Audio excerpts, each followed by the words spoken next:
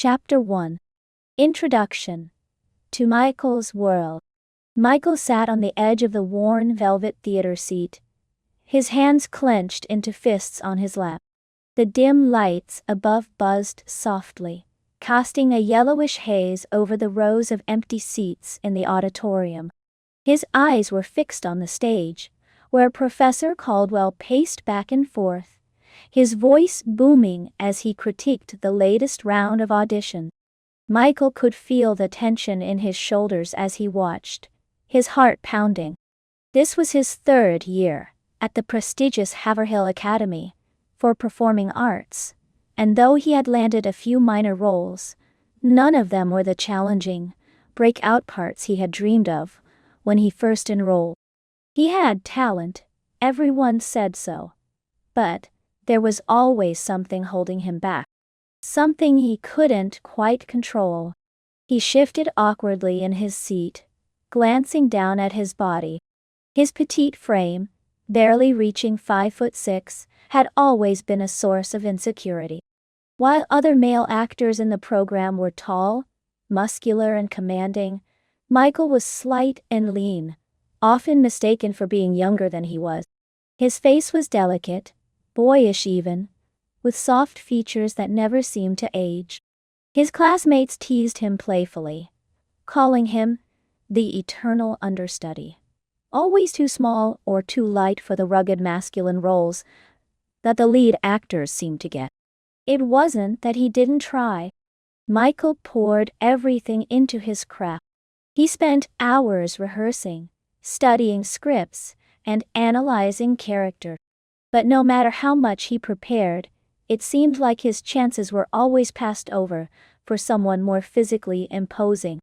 He sighed, running a hand through his short brown hair, feeling the frustration gnaw at him. The auditorium doors creaked open, and Michael glanced over his shoulder. His sister, Sarah, slid into the row behind him, her usual confident stride tempered by the quiet atmosphere of the room. She dropped into the seat behind him with a soft thud, leaning forward to whisper in his ear, "How's it going? Any luck?" Michael shook his head, his jaw tight. "Zame as always. They're casting for the new production, but you can guess who Caldwell's eyeing for the lead this time." Sarah frowned, her green eyes narrowing. She was the complete opposite of Michael in almost every way: tall, athletic, with a commanding presence that made people sit up and take notice. In high school, she had been a star athlete, while Michael had gravitated toward the art. Despite their differences, they were close. Closer than most siblings, and Sarah had been Michael's rock for as long as he could remember. "He's still got time to see you, right?" she asked, her voice low but insistent.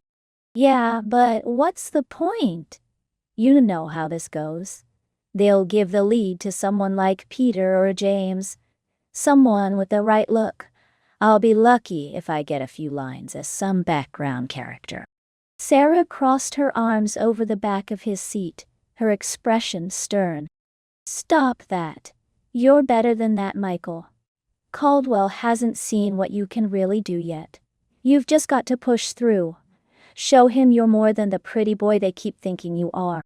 Michael sighed again, his shoulders slumping.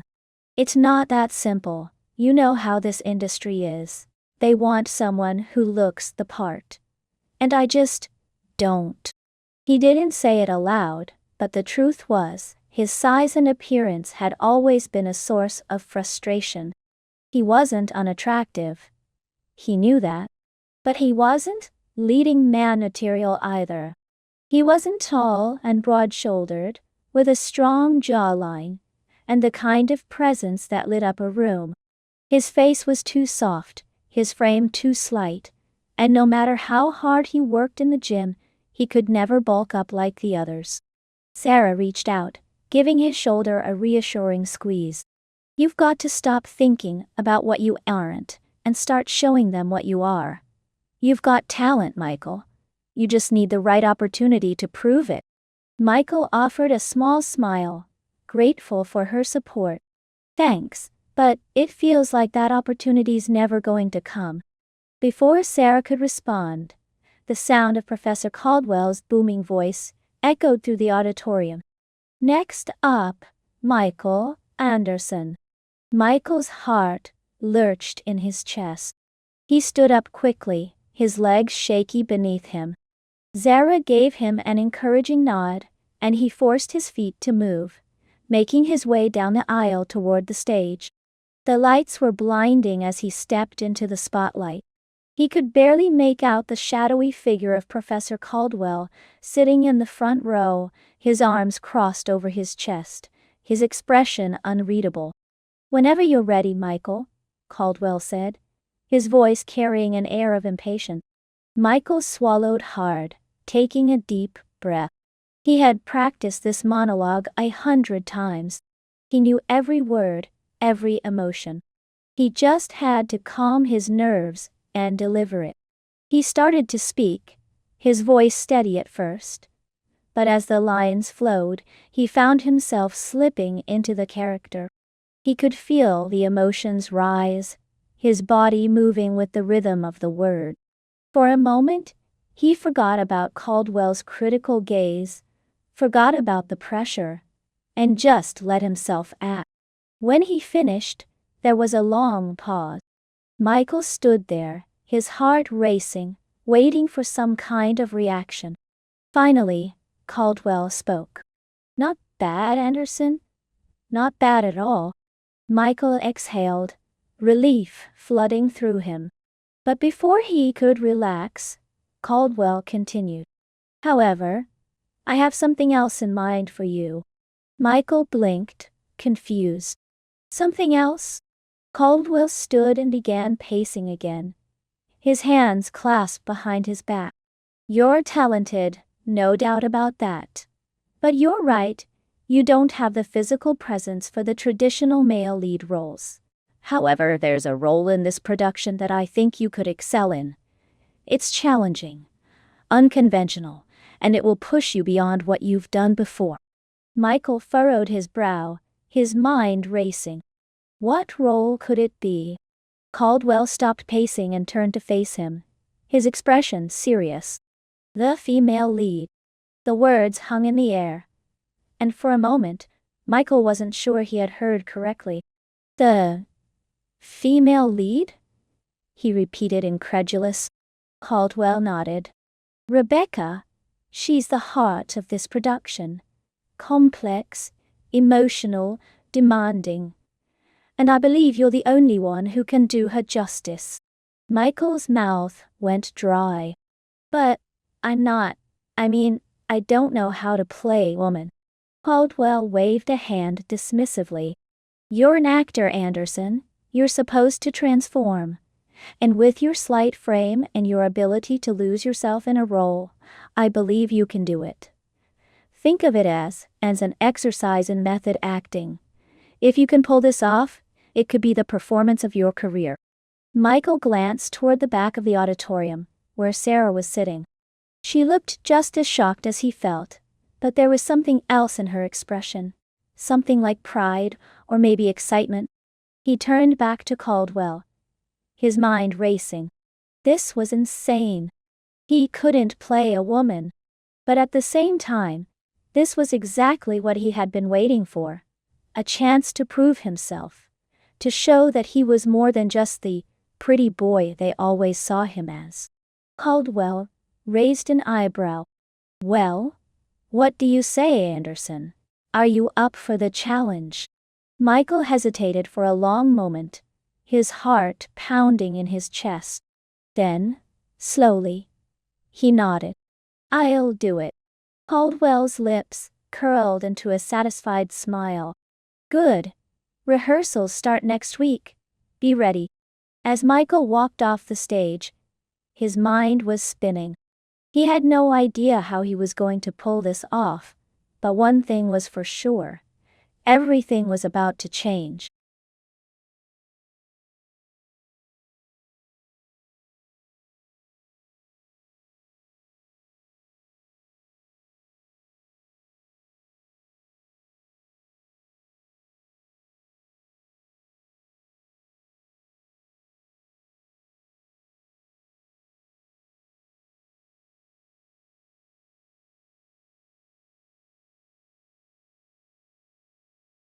Chapter 2. The Role of a Lifetime. Michael sat in the tiny dressing room, staring at the mirror, the bright bulbs lining its edges casting a harsh glow on his face. His reflection looked back at him, but he barely recognized the person in the glass. His cheeks were slightly flushed from the nervous energy humming through his body, and his normally tousled brown hair was slicked back in an attempt to look more professional for the audition. He sighed, his fingers drumming anxiously on the table in front of him. The script for the new play lay open beside him, the lines highlighted in neat yellow strokes. This was his chance. He knew it. A major production at the Haverhill Academy, a role that could finally break him out of the endless cycle of minor parts and background role. The energy in the building was electric. Everyone in the acting program wanted a piece of this play. The title, The Masks We Wear, was already being whispered about all over campus. It was a contemporary piece with heavy emotional beats, a story about identity, transformation, and the masks people wear to hide their true selves. It was the kind of play that could make a young actor's career. Michael was desperate for something like that. He clenched his fists, trying to steady his nerves. He had prepared for weeks, rehearsing every line, every movement, meticulously crafting a character that would hopefully catch the eyes of the casting team.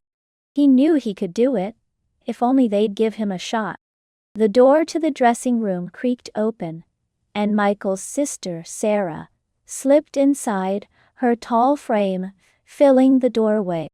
She flashed him a grin, her blonde hair bouncing as she moved toward him. "Hey, how's it going?" she asked, her voice casual but tinged with excitement. She was always like that, able to mask her nerves with a cool confidence that Michael sometimes envied. Michael leaned back in his chair, running his hands over his face. "I don't know. I'm trying to keep it together. This could be it, Sarah. I've never wanted a role so badly." Sarah sat on the edge of the table, crossing her arms as she looked down at him. "You've got this. You've been working your ass off for weeks. Just go out there and do what you do best. Show them who you are." Michael let out a shaky breath. "That's the problem. I feel like I've been showing them who I am for the last 3 years, and it's never enough. I'm always the side character, the supporting role. I'm just not big enough, not strong enough." Sarah's expression softened, and she reached out to squeeze his shoulder. "You're more than big enough, Michael. You just need to believe it. You have something that those other guys don't. You make people feel when you're on stage. They can't teach that." Michael nodded, though his chest still felt tight with anxiety. "I don't know. Professor Caldwell, he's intense. He's hard to impress." Sarah smirked. "Yeah, he's a hard ass, but he's also smart. If anyone can see what you're capable of, it's him." Michael stood up, shaking out his hands. "I hope so. I just want a real shot. Something that'll prove I'm not just the pretty boy they always cast me as." Sarah raised an eyebrow. "Hey, there are worse things than being cast as the pretty boy." Michael shot her a look. "You know what I mean. I want something real. Something I can sink my teeth into." Before Sarah could respond, there was a knock on the door, and a young stagehand poked his head in. "Michael Anderson, you're up." Michael's stomach clenched. It was time. He glanced at Sarah, who gave him one last encouraging nod. "Go get him, baby brother."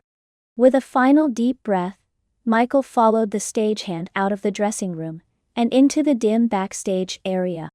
The theater was eerily quiet now, the soft hum of voices from the earlier auditions having faded away. The only sound was the faint creak of the stage floor as he walked toward the spotlight. As he stepped into the center of the stage, the bright lights blinded him momentarily. He could barely make out the shadowy figure of Professor Caldwell, sitting in the front row, his arms crossed and his face stern. Next to him were a few other faculty members, their eyes trained on Michael as if they were dissecting him before he had even spoken a word. "Whenever you're ready, Anderson," Caldwell's voice echoed through the empty theater, sharp and commanding. Michael swallowed hard, his mouth suddenly dry. He closed his eyes for a moment, centering himself, then opened them and began his monologue. The words tumbled out of him, his voice steady at first, then growing with intensity as he lost himself in the character. He could feel the emotions building, the weight of the scene pressing down on him, pulling him deeper into the role. For a few minutes, he wasn't Michael Anderson, the small, overlooked actor. He was the character. Strong, vulnerable, desperate. When he finished, there was a long, heavy silence. Michael stood there, his chest rising and falling with the remnants of emotion, waiting for some kind of response. Finally, Caldwell leaned forward, his fingers steepled in front of his face. "Interesting. Very interesting." Michael blinked, unsure of what that meant.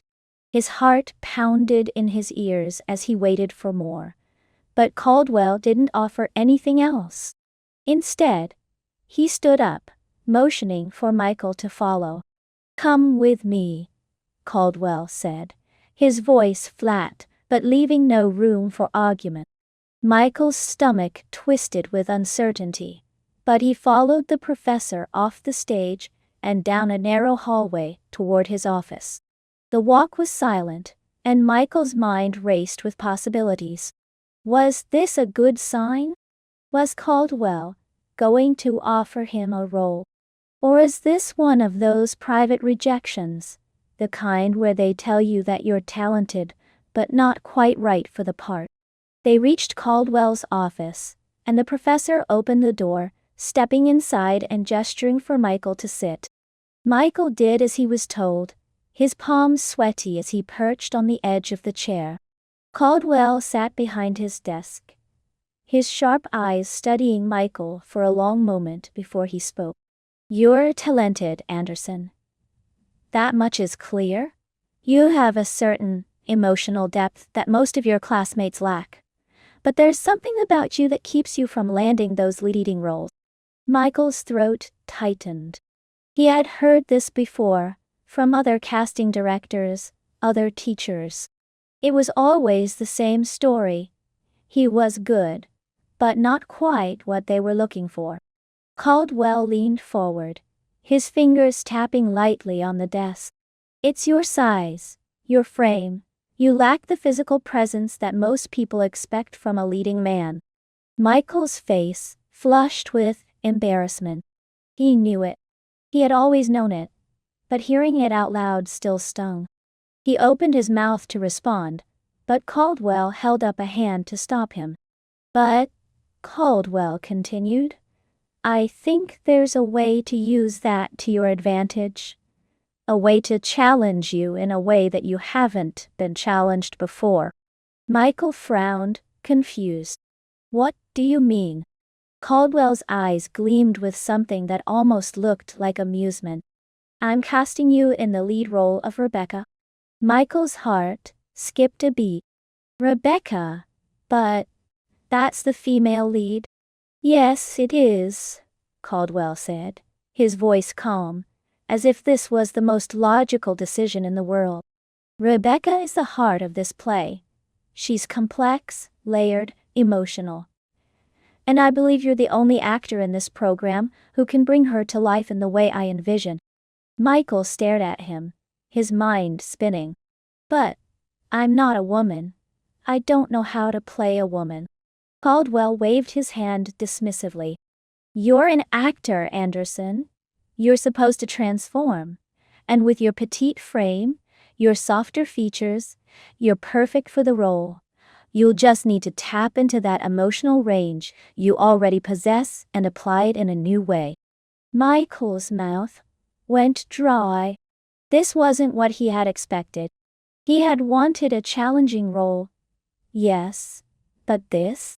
This was something entirely different. Playing a woman? No one had ever suggested something like that to him before. I don't know if I can, Michael began, but Caldwell cut him off. You can, and you will. You're going to work with your sister with me, with the costume and makeup departments. We'll help you develop the physicality, the voice, the movement. But the emotional core? I wouldn't have chosen you if I didn't think you could do it. Michael sat there, stunned. Part of him wanted to say no, to turn down this bizarre offer and walk away. But another part of him, the part that had been desperate for a challenge, for something that would prove his worth, was intrigued. This was a chance to show everyone what he was capable of, to prove that he wasn't just the pretty boy or the background actor. He could be more. Finally, he nodded, his voice barely above a whisper. Okay, I'll do it. Caldwell's lips curled into a satisfied smile. Good. Rehearsals start next week. Be ready. Later that evening, Michael sat on the couch in his apartment, staring blankly at the script in his hand.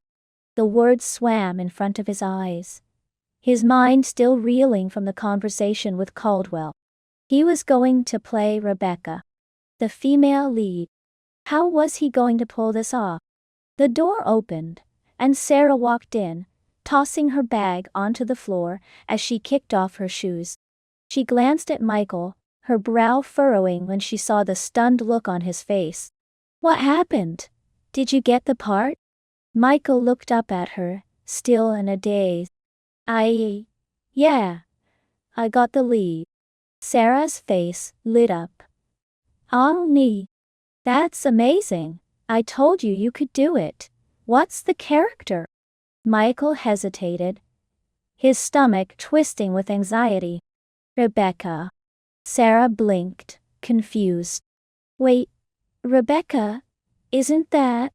The female lead, Michael finished for her, his voice flat. Sarah's eyes widened. Wait, you're playing the female lead? How does that even work? Michael shrugged, feeling a knot of uncertainty tighten in his chest. Caldwell thinks I can pull it off.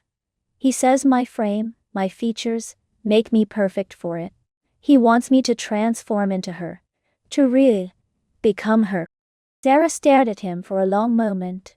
Then slowly, a grin spread across her face. That's actually kind of brilliant. Michael blinked at her, surprised. Brilliant? How is this brilliant? Sarah laughed, shaking her head. Because this is exactly what you've been waiting for.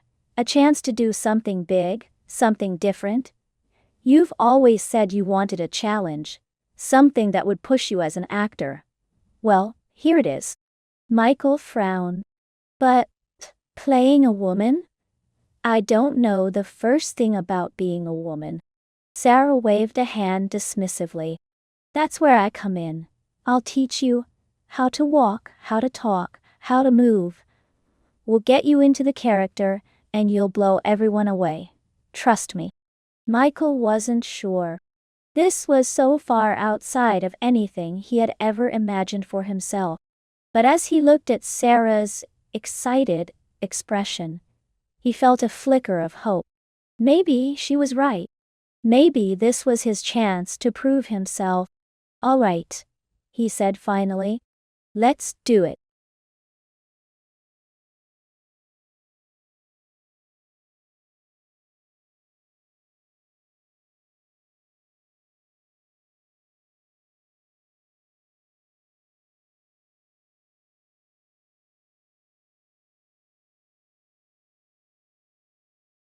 Chapter 3. The method acting begins. Michael sat cross-legged on the floor of his apartment, a makeup kit splayed out in front of him, like an artist's palette. Sarah sat opposite him, her legs stretched out in front of her as she fished through the various brushes, powders, and cream. The afternoon sun slanted through the window, casting a warm glow over the room. But Michael could feel the tension simmering beneath his skin. He stared at the unfamiliar tools of transformation, his fingers twitching with apprehension. "I feel ridiculous," he muttered, picking up a small foundation brush and turning it over in his hand as if it were some foreign object. Sarah glanced up at him, her lips tugging into a small smile. "You'll get used to it," she said, her voice calm and patient. "You're an actor, remember? This is just part of the role. You said you wanted to be challenged, right?" Michael sighed, running his hand through his hair. "Yeah, but I didn't think it would be like this.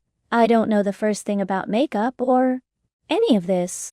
Sarah laughed softly, shaking her head.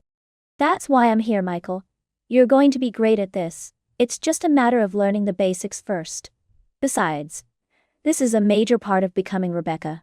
You're not just playing a woman. You're becoming her." Michael felt a knot of anxiety tighten in his chest. Becoming her. The words felt heavy, loaded with meaning that he wasn't sure he was ready to confront. He had always thought of acting as slipping into a character for a few hours, then shedding it like an old costume at the end of the day. But this felt different. It felt more permanent, more consuming. "Okay," he said, forcing a breath through his lips. "Let's do it." Sarah's smile widened as she handed him a small bottle of foundation. "First things first, start with your base. Foundation is going to even out your skin tone. You don't need much, just a little, to smooth things out." Michael held the bottle in his hand, feeling the weight of it. He unscrewed the cap and squeezed a small amount onto his fingertips, hesitating for a moment before dabbing it onto his face. The cool cream spread across his skin, and he followed Sarah's instructions, blending it in with the brush. "Good," Sarah said, watching him closely. "Now, we'll move on to contouring. This is going to be key for you, especially since your face is more angular. We want to soften your features a bit." Michael frowned as he watched Sarah expertly apply the contour powder to her own face, demonstrating the technique. "Soften my features?" Sarah nodded. Oh no. Yeah, we want to bring out your cheekbones, but also smooth out the lines of your jaw. Feminine faces tend to have softer, rounder contours. Rebecca is supposed to be this elegant, timeless beauty, and we need to reflect that in your appearance. Michael swallowed hard as he picked up the contour brush, following her lead. He had never thought much about his face before, but in that moment, he became acutely aware of every angle, every line. He brushed the powder along his cheekbones, his jaw, and his temples, feeling a strange mix of discomfort and curiosity as his reflection began to change, ever so slightly. "Perfect," Sarah said, nodding approvingly. "No, for the eyes. This is where we really get into the feminine details." Michael watched as Sarah applied eyeshadow, eyeliner, and mascara with practiced precision. When it was his turn, he felt clumsy, his hands shaking as he tried to replicate her movement. His first attempt at eyeliner was a disaster. A jagged, uneven line that made him look more like a raccoon than Rebecca. "Ooh," Michael groaned, wiping at his eyes with a tissue. "This is impossible." Sarah giggled, but she reached out to steady his hand. "Relax. You're too tense. Just take it slow. It doesn't have to be perfect right away." Michael took a deep breath, focusing on the task at hand. He tried again, this time, moving the pencil more slowly, more deliberately. The line came out smoother, cleaner. It wasn't perfect, but it was better. "There you go," Sarah said, a note of pride in her voice. "You're getting the hang of it." Michael stared at his reflection, feeling a strange flutter of excitement. His eyes looked larger, more defined, and with the contouring and foundation, his face had taken on a softer, more delicate appearance. It wasn't drastic, but it was enough to make him pause. "You're starting to look the part," Sarah said, her eyes gleaming with satisfaction. Michael nodded slowly, though there was a knot of unease forming in his stomach. He had expected this to feel weird, awkward even. But what he hadn't expected was how right it felt.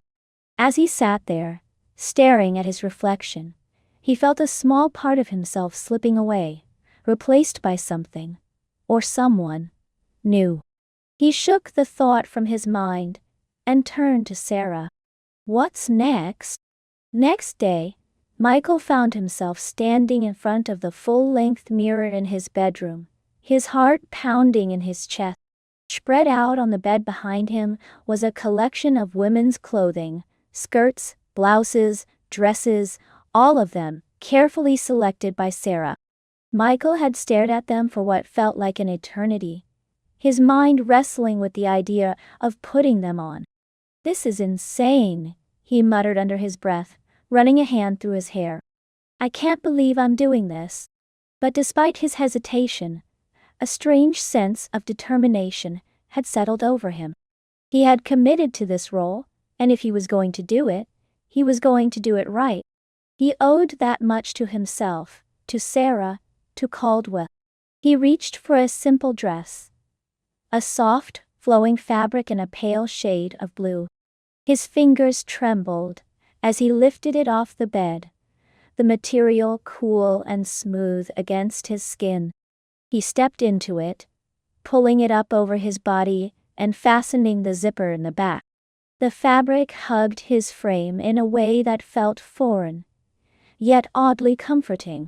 He turned to face the mirror, his breath catching in his throat. There he was, Michael Anderson, but not quite. The dress fell softly over his slender figure, accentuating the curve of his waist, the narrowness of his shoulder. He looked different. Not fully female, but not entirely male either. He swallowed hard, his palms sweaty as he smoothed the dress down over his body. His reflection stared back at him, and for a moment, he felt a flicker of something he couldn't quite name. It was as if he were looking at someone else.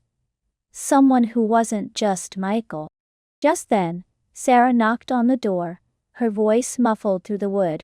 "You ready in there?" Michael hesitated for a moment before calling out, "Yeah, come in." Sarah entered the room, her eyes immediately scanning him from head to toe. A slow smile spread across her face. "Wow, you look amazing." Michael felt his cheeks flush. "I feel ridiculous." Sarah shook her head, stepping closer to adjust the collar of the dress. "You don't look ridiculous. You look like Rebecca, or at least, the beginning of her." Michael glanced back at the mirror, his heart hammering in his chest. "I don't know, Sarah. This is a lot." Sarah's expression softened, and she placed a reassuring hand on his shoulder. "I know it's weird, but you're doing great. This is just the first step. You're going to get more comfortable with it, I promise." Michael nodded, though his stomach was still in knots. "I hope so." Sarah grinned and grabbed a pair of heels from the bed, holding them out to him. "Next step, heels." Michael stared at the shoes in her hands, his eyes widening. "You've got to be kidding me." Sarah laughed. "Nope. If you're going to play Rebecca, you've got to learn how to walk like her, and that means heels." Michael groaned, but he took the shoes from her anyway, slipping them onto his feet. The unfamiliar height made him wobble as he stood up, and he had to reach out to the wall for support. Sarah smirked. "Okay, let's take it slow. Start with small steps." Michael did as she instructed, taking careful, deliberate steps across the room. The heels clicked against the hardwood floor, and he wobbled with each movement, his arms flailing slightly as he tried to keep his balance. "Relax," Sarah said, following him closely. "You're too stiff. Try to loosen up. Let your hips do the work." Michael gritted his teeth, focusing on his posture. He tried to mimic the way Sarah walked, graceful, fluid, her hips swaying naturally with each step. But his body resisted, every movement feeling forced and awkward. "This is ridiculous," he muttered, stumbling slightly as he tried to turn. Sarah laughed, grabbing his arm to steady him. "You're getting better already. It's just a matter of practice. You'll be strutting around like a pro in no time." Michael wasn't so sure, but he kept at it, determined to master the art of walking in heels. As the minutes passed, he found his movements becoming slightly smoother, his steps more controlled. It wasn't perfect, but it was progress. After what felt like an eternity, Sarah finally called it a day. She clapped her hands together, grinning. "Not bad for your first time. I think we'll call that a win."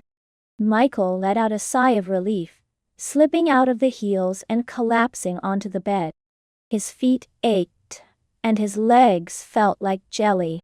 "I don't know how women do this every day," Sarah chuckled, sitting down beside him. "It's an art form, believe me. But you're getting there." Michael leaned back, his head resting against the pillows, his mind racing. He had spent the entire afternoon practicing makeup, clothing, walking, and yet, despite the awkwardness, despite the discomfort, there was a strange sense of accomplishment settling over him. He had expected to feel humiliated, out of place.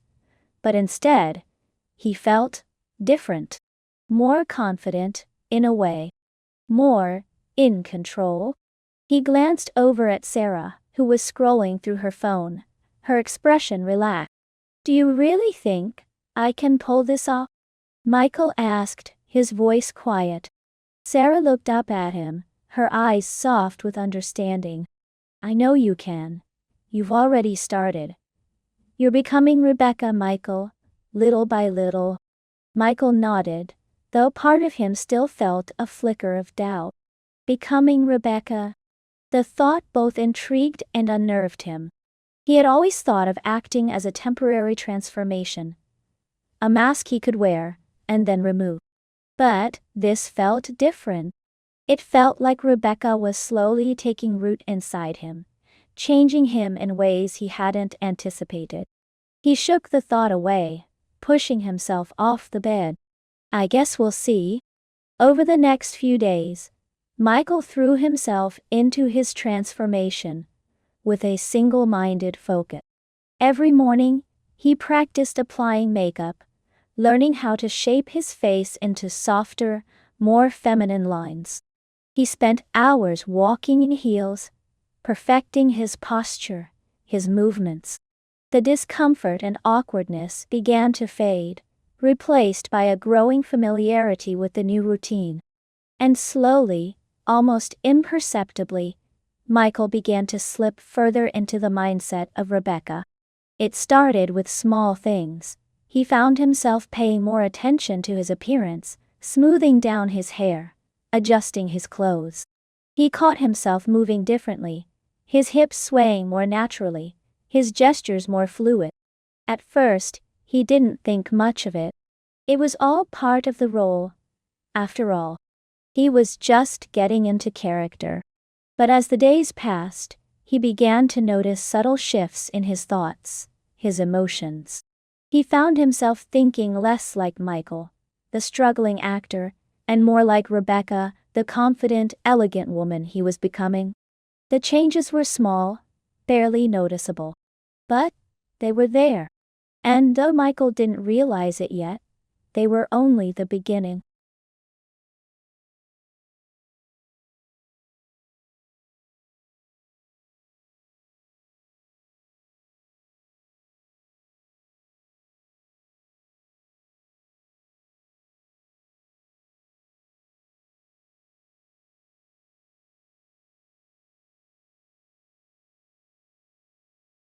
Chapter 4.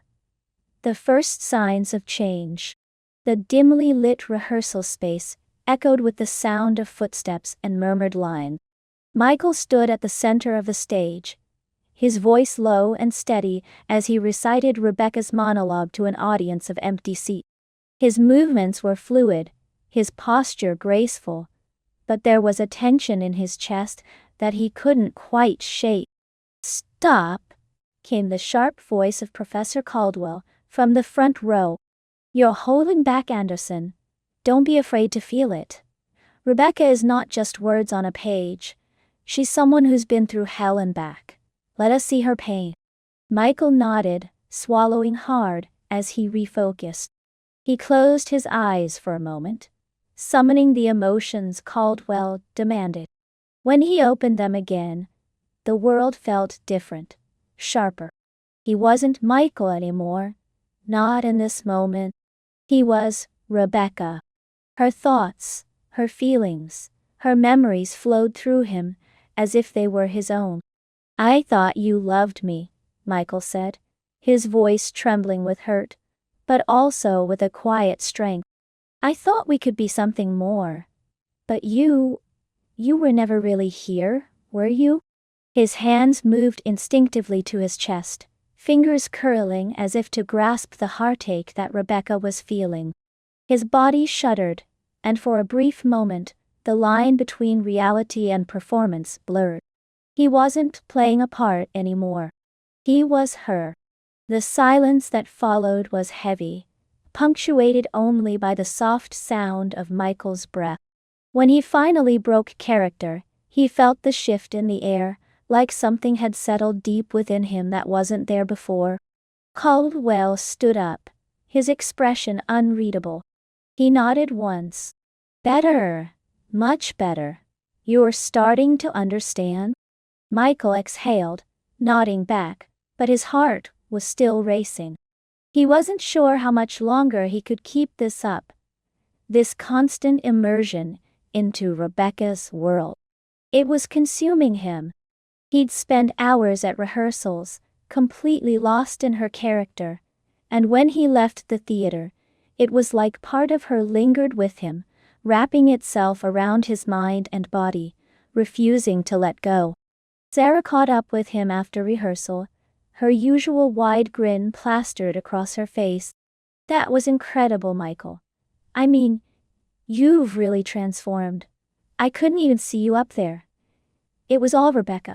Michael chuckled, though it felt hollow. "Yeah, it's getting easier, I guess." "Easier?" Sarah raised an eyebrow. "You make it sound like you're not enjoying it." Michael said quickly, but then hesitated. "It's just, I don't know.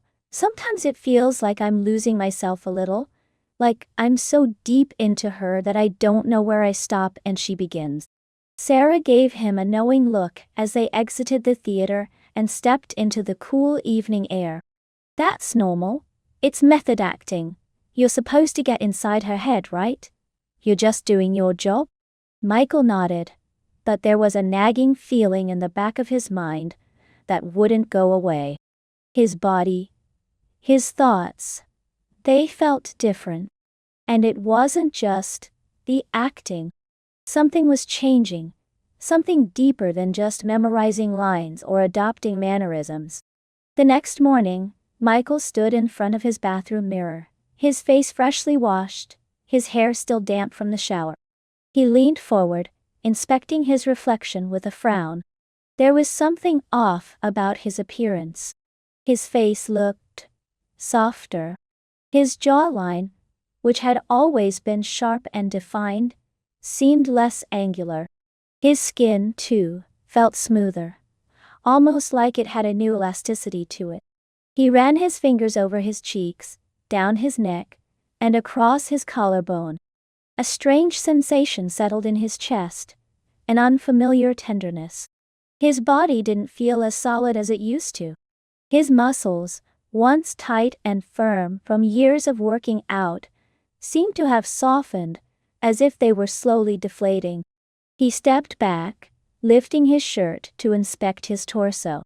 His abs, which had always been relatively defined, were less pronounced, hidden beneath a layer of softness that hadn't been there before. His arms, too, looked thinner, more delicate. "Well," he muttered under his breath, poking at his bicep.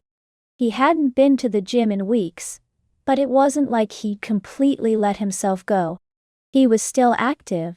Rehearsals were physically demanding, if nothing else. So why did his body feel like it was betraying him? He shook his head, dismissing the thought. It was probably just stress. He'd been pushing himself hard with the role, spending nearly every waking hour focused on becoming Rebecca. Maybe it was taking a toll on his body. He just needed to get back into his normal routine, hit the gym a few times, and everything would be fine. But as he dressed in his usual clothes, jeans and a t-shirt, he couldn't shake the feeling that something was off. The clothes didn't fit quite the same way they used to. The jeans, which had always hugged his hips snugly, felt loose. And his t-shirt, which used to stretch tight across his chest and shoulders, now hung awkwardly, as if it were too big for him.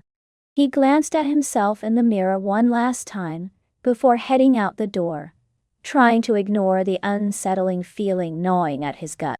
Rehearsals continued to intensify over the next few weeks, and with each passing day, Michael found himself sinking deeper into Rebecca's character.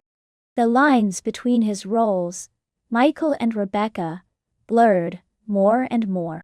He would catch himself thinking in her voice, her cadence, even when he wasn't rehearsing. Her emotions, her memories, started to bleed into his own, as though she was becoming a permanent fixture in his mind. It wasn't just mental either. His body continued to change in subtle ways that he couldn't fully explain. His skin, once rough and marked with the occasional blemish, had become smooth and flawless. His muscles, once defined and firm, had softened, giving his body a more slender, almost feminine shape. He'd tried to rationalize it at first, chalked it up to the stress of rehearsals, the lack of time to work out, maybe even the fact that he was spending so much time in makeup and women's clothing. But deep down, he knew something else was happening. Something he couldn't explain. The other actors in the play started to notice, too. "Hey, Michael, one of the actresses," Jessica said one afternoon during a break. "I just wanted to say you're doing an amazing job with Rebecca. I mean, I can't believe how convincingly you're playing her. It's like you're not even acting anymore." Michael forced a smile, though her words sent a chill down his spine. "Thanks," he said, rubbing the back of his neck awkwardly. "I've just been, really focused on the role." Jessica laughed, leaning against the wall. "Well, it's working. You've got the whole feminine thing down. It's kind of uncanny, honestly." Michael chuckled nervously, shifting his weight from one foot to the other. "Yeah, I guess I've just been spending a lot of time in her shoes, so to speak." "That's an understatement," Jessica said with a grin. "But seriously, keep it up. You're going to blow everyone away when we open." Michael nodded, but as she walked away, a pit formed in his stomach. He didn't know how to feel about the compliments anymore. Part of him was flattered, of course. He'd been working harder on this role than anything else in his life. But another part of him was growing increasingly uneasy. Was he really becoming a better actor? Or was he losing himself to Rebecca? One evening, after another grueling day of rehearsals, Michael collapsed onto the couch in his apartment, his body aching with exhaustion. He kicked off the pair of heels he'd been wearing for the last few hours, a pair that had become surprisingly easy to walk in, much to his dismay, and leaned his head back against the cushions. Sarah sat beside him, scrolling through her phone. "You've really nailed it, she said without looking up. "Rebecca," I mean, I'm not just saying this because I'm your sister. You're really good. Michael sighed, running a hand over his face. Thanks. I don't know if it's me anymore. Sarah's brow furrowed as she set her phone down, turning to face him. What do you mean? I mean, I feel like I'm not just playing Rebecca. I feel like I'm becoming her, like, outside of rehearsals too. Sometimes I catch myself thinking in her voice, or moving like her, even when I'm not trying to. Sarah was quiet for a moment, her gaze thoughtful. Well, that's the point of method acting, right? You're supposed to get so deep into the character that it becomes second nature. Michael shook his head. No, it's more than that. My body's changing too. My muscles? They've gotten smaller. And my skin, it's softer. And my clothes don't fit the same way anymore. I don't know what's happening to me. Sarah's eyes widened slightly, but she quickly masked her surprise. You've been under a lot of stress, Michael. And you've been so focused on the role. Maybe you haven't been taking care of yourself like you normally would. It's probably just that. Michael wanted to believe her. He wanted to believe that this was all just a side effect of the intensity of the rehearsals, of the pressure he'd been putting on himself. But deep down, he knew it wasn't that simple. I guess, he muttered, standing up and stretching. His body felt lighter than usual, almost like it was unfamiliar to him. He glanced at his reflection in the hallway mirror, his eyes narrowing, as he took in his appearance. He could see it now, clear as day. His arms were thinner, his shoulders less broad. His hips, once narrow and boyish, had a slight curve to them that hadn't been there before. And his face was softer, almost delicate. He swallowed hard, a sense of unease creeping up his spine. Something was happening to him. Something he couldn't explain. And as much as he wanted to deny it, to rationalize it, he knew that whatever was changing inside him wasn't going to stop.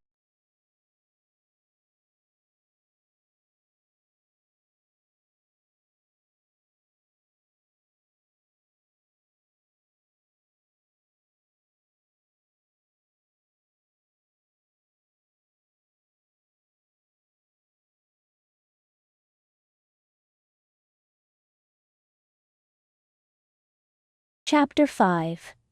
The transformation accelerates. Michael stood in front of the mirror again, this time, with a sense of dread settling in his chest. The reflection staring back at him was different, subtly different, but undeniable. His face, once angular and sharp, had softened further. His jawline seemed more delicate, his cheekbones more pronounced in a way that wasn't just a trick of light. His lips, too, had taken on a fuller shape, and his eyes, they looked larger, framed by lashes that seemed darker and longer, even without makeup.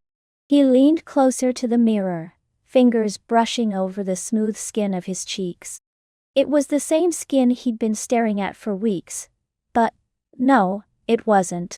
It was softer, the pore smaller, the texture smoother.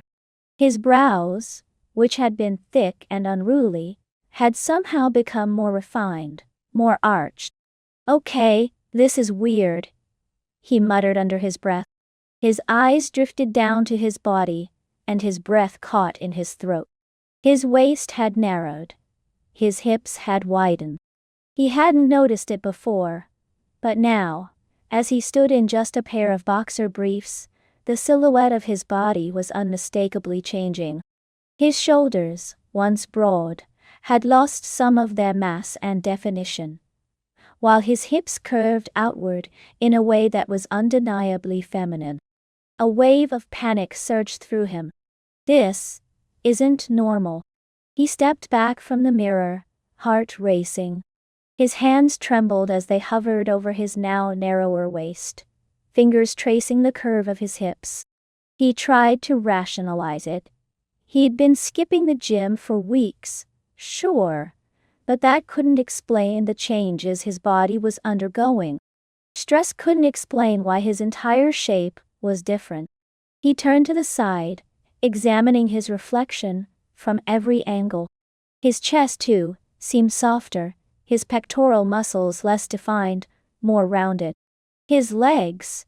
What the hell had happened to his legs? They looked almost shapely, like a woman's leg. His thighs had filled out, giving him an hourglass figure that, while subtle, was impossible to ignore now that he was seeing it. It's the role, he told himself, though the words felt hollow. I'm just too deep into the role. This is all part of method acting, right? But even as he tried to convince himself, Michael knew something was wrong. His body wasn't supposed to be changing like this. He'd heard of actors losing or gaining weight for a role, but this was different. This wasn't just about weight. His entire body was becoming more feminine. He grabbed his phone off the bathroom counter and dialed Sarah's number. His hands were still shaking as he brought it to his ear. Hey! Sarah's voice came through the line, bright and upbeat as always. What's up? Can you come over? Michael's voice was tight, on the verge of cracking. I need to talk to you. There was a pause on the other end, and then Sarah's voice softened with concern. Yeah, sure. I'll be there in 10. Sarah arrived at Michael's apartment quickly, her brow furrowed with worry as soon as she saw him. He hadn't bothered to get dressed, still standing in front of the mirror in his underwear when she walked in. Michael, what's going on? You sounded... She stopped abruptly, her eyes widening as she took in his appearance. Oh my God. Michael turned to face her, his expression a mixture of fear and confusion. Do you see it? Tell me you see it. Sarah nodded slowly, her eyes scanning him from head to toe. Yeah, I see it. Jesus, Michael, what's happening to you? I don't know, he said, his voice shaking. I thought it was just stress or something. I've been so focused on the role, I figured maybe I wasn't taking care of myself, but this is different. Sarah stepped closer, her eyes narrowing as she studied his face. Your features. They're softer. Your body too. You've lost muscle, but it's more than that. It's like your whole shape is changing. Michael nodded, swallowing hard. I know. And I don't understand it. I haven't been exercising, but that shouldn't cause this. Sarah's hand hovered over his shoulder, her touch hesitant as if she were afraid to confirm what her eyes were already telling her. Have you seen a doctor? No. How? Michael shook his head. I mean, I didn't think it was this serious until now. I thought maybe it was just in my head. Sarah's brow furrowed deeper, concern etched into her features. She dropped her hand, stepping back to give him space. Michael, this isn't normal. Your body is changing. I think we need to get you checked out. What if something's really wrong? Hormones or... I don't know. But we need to figure out what's happening. I can't, Michael muttered, his voice barely audible. Sarah blinked in surprise, crossing her arms. What do you mean you can't? Michael, you need to take care of yourself. This is serious. I know it's serious, but I can't go to a doctor right now, Sarah. His voice cracked, and he looked away from her, staring at his reflection again. I'm in the middle of the most important role of my life. The play opens in a few weeks. I can't afford to stop now. Sarah's face twisted with frustration, but there was something else there too. Understanding. She knew how much this role meant to him, how hard he had worked to get to this point. But even so, her concern for him outweighed everything else. Michael, your health is more important than the play. I'm fine, he insisted, though even he didn't believe it. I'll be fine. I just need to keep going. I need to stay focused on Rebecca. Sarah's lips pressed into a thin line, her eyes softening with worry. You're not just staying focused, Michael. You're losing yourself in her. Can't you see that? Michael's heart clenched at her words. He looked down at his hands, at the way his fingers looked thinner, more delicate now. I know, he whispered. But I can't stop. Silence fell between them, thick and heavy. Sarah watched him for a long moment, her eyes filled with tension, before she finally sighed and turned away.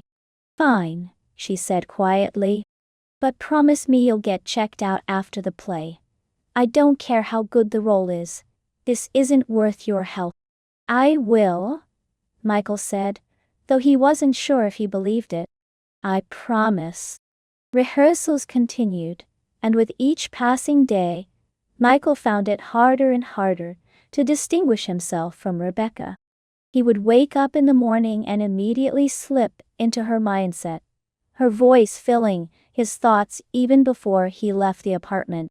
His clothes, his men's clothes, felt wrong on his body now. They didn't fit the way they used to. They were too loose in some places, too tight in others. He found himself gravitating more and more toward Rebecca's wardrobe. Skirts, blouses, dresses, clothes that felt right on his reshaping body. On stage, he was flawless.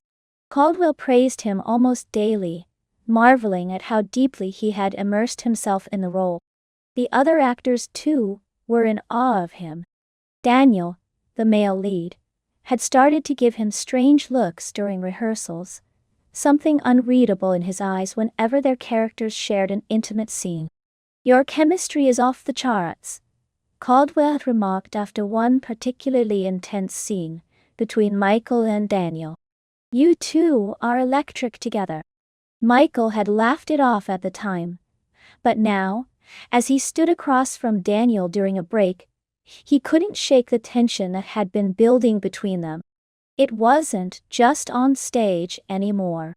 You've really become Rebecca, Daniel said, his voice low and a little too close for comfort. It's like you're not even acting. Michael swallowed hard, trying to ignore the heat rising to his cheek. I guess I've just been really focused. Daniel's eyes lingered on him, a small smile playing at the corners of his mouth. You're amazing. I've never worked with anyone like you before. Michael shifted uncomfortably, though part of him thrilled at the compliment. He couldn't deny the connection they shared on stage. There was something undeniably magnetic between them when they stepped into their roles. But the fact that Daniel had started to notice it off stage made Michael uneasy. We've got good chemistry, Michael said, forcing a smile. That's all. Daniel's gaze stayed on him for a moment longer, his expression unreadable, before he nodded and stepped away, leaving Michael standing there, his heart pounding in his chest.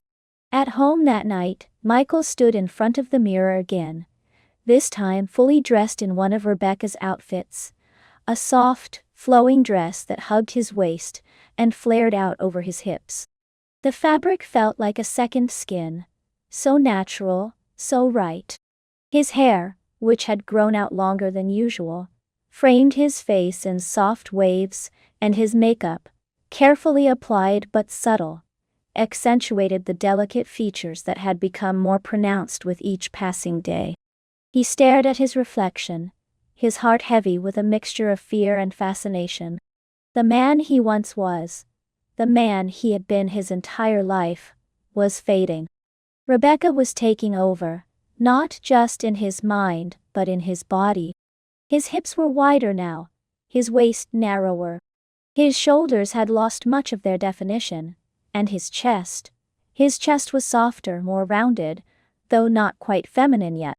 He touched his face, his fingers brushing over the smooth skin, the fuller lips, the softer jaw. He wasn't Michael anymore. Not really. He was becoming someone else. Someone new. And the strangest part of it all, it didn't feel wrong. In fact, it felt right. He didn't know when it had happened, but somewhere along the way, he had stopped resisting the changes. He had stopped questioning them. He had let Rebecca in, and now she was a part of him, inseparable from who he was. But as much as he tried to embrace it, there was still a part of him that was afraid. How far would this go? How much more of Michael would he lose before there was nothing left of him? And more importantly, did he even want to stop it?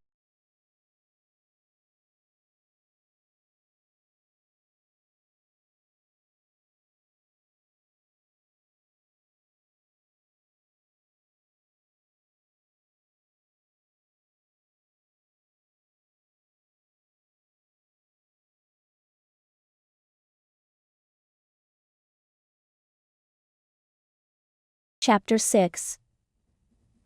The feminization deepens. Michael stood in front of the mirror, as he had done countless times before. But this time, a sense of finality washed over him. The changes had been subtle at first.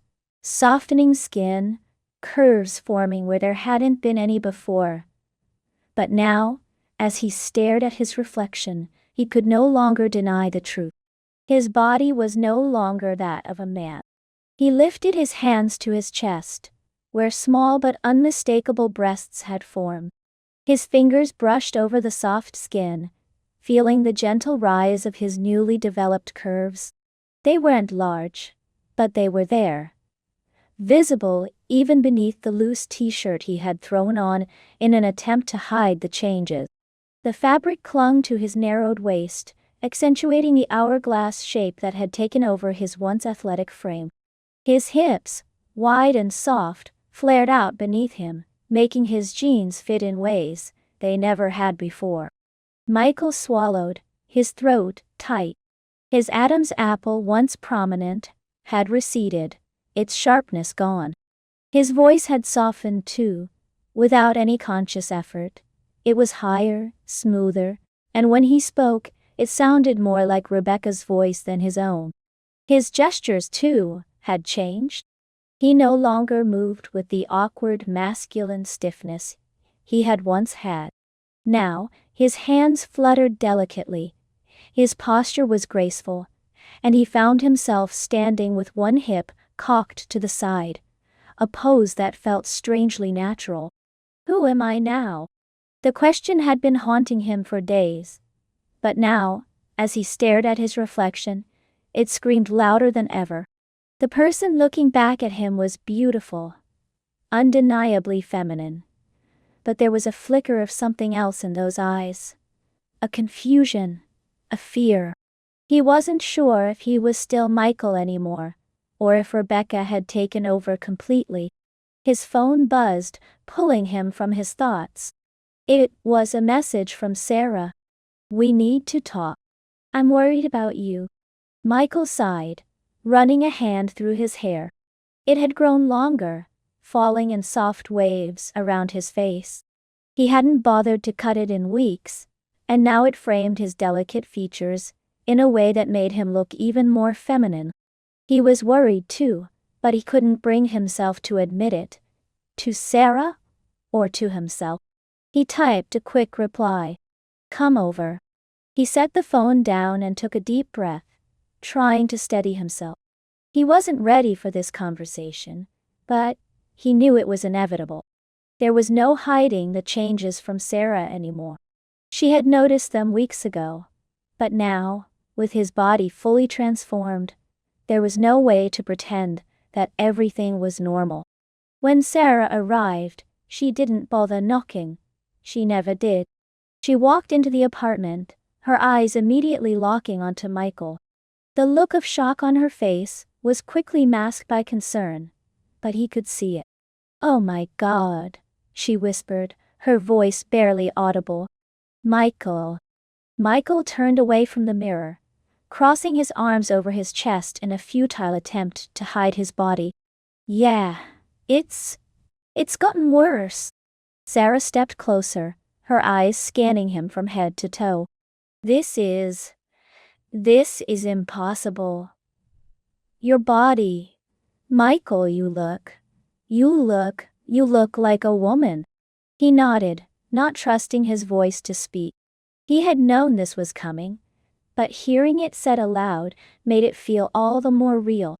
Sarah reached out, her hand hovering over his arm before she finally touched him, her fingers brushing against his soft skin. How did this happen? This isn't just stress, Michael. This isn't just about the role. Something is seriously wrong. I don't know, Michael whispered, his voice trembling. I don't know what's happening to me. It's like my body it's changing, and I can't stop it. Sarah's eyes filled with tears, and she shook her head. We need to go to a doctor. You need to get help. Michael pulled away from her, shaking his head. No, I can't. Not yet. What do you mean not yet? Sarah's voice rose in frustration. Michael, this is serious. Your body is changing in ways that aren't natural. We need to figure out what's causing this. I know. Michael snapped, his voice sharper than he intended. He took a deep breath, trying to calm himself. I know. But the play. We're so close to opening night. I can't stop now. I've put everything into this role, Sarah. I've become Rebecca. If I stop now, I'll lose everything. Sarah stared at him, her expression torn between anger and heartbreak. You're losing yourself, Michael. You're not Rebecca. You're you. But look at what's happening. You're changing physically, mentally. This isn't just about the play anymore. Michael bit his lip, feeling the sting of her words. She was right, of course. He was losing himself. But he couldn't stop. He couldn't let go of Rebecca. Not now. He had come too far. I can finish this, he said quietly. I just need a little more time. After the play, I'll go to a doctor. I'll figure out what's happening. But I need to see this through. Sarah shook her head, her eyes filled with disbelief. You're risking your health for a role, Michael. Don't you see that? I don't have a choice, he whispered, tears welling up in his eyes. This is who I am now. The days leading up to opening night passed in a blur. Michael threw himself into rehearsals, losing himself in Rebecca's world. The changes in his body had become undeniable now. His breasts were fuller, his hips wider, and his waist narrow and defined. His face was delicate, feminine, with soft features that no longer resembled the man he had once been. His voice too had changed, higher, softer, more musical. When he spoke, it was with a feminine lilt, and when he moved, it was with a grace that felt completely natural. His classmates had noticed the changes, but no one said anything directly. Instead, they treated him like a woman, unconsciously slipping into the assumption that he was Rebecca, even off stage. They complimented him on his beauty, his grace, his femininity. And Michael found himself responding as though it were normal, as though he had always been this way. At first, it had been disorienting, but now, he found that he didn't mind. In fact, he liked it. He liked the way people looked at him, the way they admired him. He liked the way his body felt, soft, delicate, beautiful. He liked the way his clothes fit, the way his makeup enhanced his features. He liked being Rebecca. But the confusion remained, gnawing at the edges of his mind. Who was he now? Was he still Michael, or had he become someone else entirely? And then, there was Daniel. Michael hadn't meant for it to happen. It had started on stage, during one of their intimate scenes. Daniel's character was supposed to kiss Rebecca, a tender, passionate moment that was scripted to be the emotional climax of the play. But when Daniel's lips met his, something shifted. It had been just a kiss. A performance. But, in that moment, something inside Michael had awakened. His heart had raced, his skin tingling with a sensation he hadn't expected. And it wasn't just Rebecca's emotions he was feeling. It was his own. After the kiss, Michael had pulled away, breathless, his mind racing. Daniel had smiled at him, his eyes filled with admiration, and Michael had felt a flutter deep in his chest. It wasn't just acting anymore. The attraction was real. Now every time they rehearsed, every time Daniel touched him, Michael felt it. The pull, the desire. He found himself thinking about Daniel, more and more, even when they weren't rehearsing. He would catch himself staring at him, his heart pounding in his chest, and it terrified him. Are these Rebecca's feelings, or mine? The question haunted him. He knew that Rebecca was supposed to be in love with Daniel's character. That was part of the story. But what if Michael was falling for Daniel too? What if the lines between the character and himself had blurred so much that he couldn't tell the difference anymore? Michael sat in the dressing room after rehearsal, staring at his reflection in the mirror. He was fully dressed as Rebecca, his hair styled, his makeup flawless, his body encased in a dress that clung to his curves. And as he looked at himself, he realized that he didn't feel like he was playing a role anymore. He was Rebecca. But where did that leave Michael? On the night before opening, Michael found himself alone in the theater, standing on the empty stage. The lights were dim, and the silence was heavy, wrapping around him like a blanket. He was dressed in one of Rebecca's costumes, a long flowing gown that made him feel ethereal, almost otherworldly. He closed his eyes, letting the silence fill him, letting Rebecca's presence wash over him. She was there, inside him, as she always was now. Her thoughts, her emotions, her desires, they were his own. He could feel her love for Daniel, her pain, her joy. He could feel her struggle, her need to be seen, to be understood. And then there was Michael, somewhere deep inside, buried beneath the layers of the character he had become. He was still there, but he was fading, slipping away with each passing day. Do I even want to find him again? The thought echoed in his mind, and for the first time, he wasn't sure of the answer.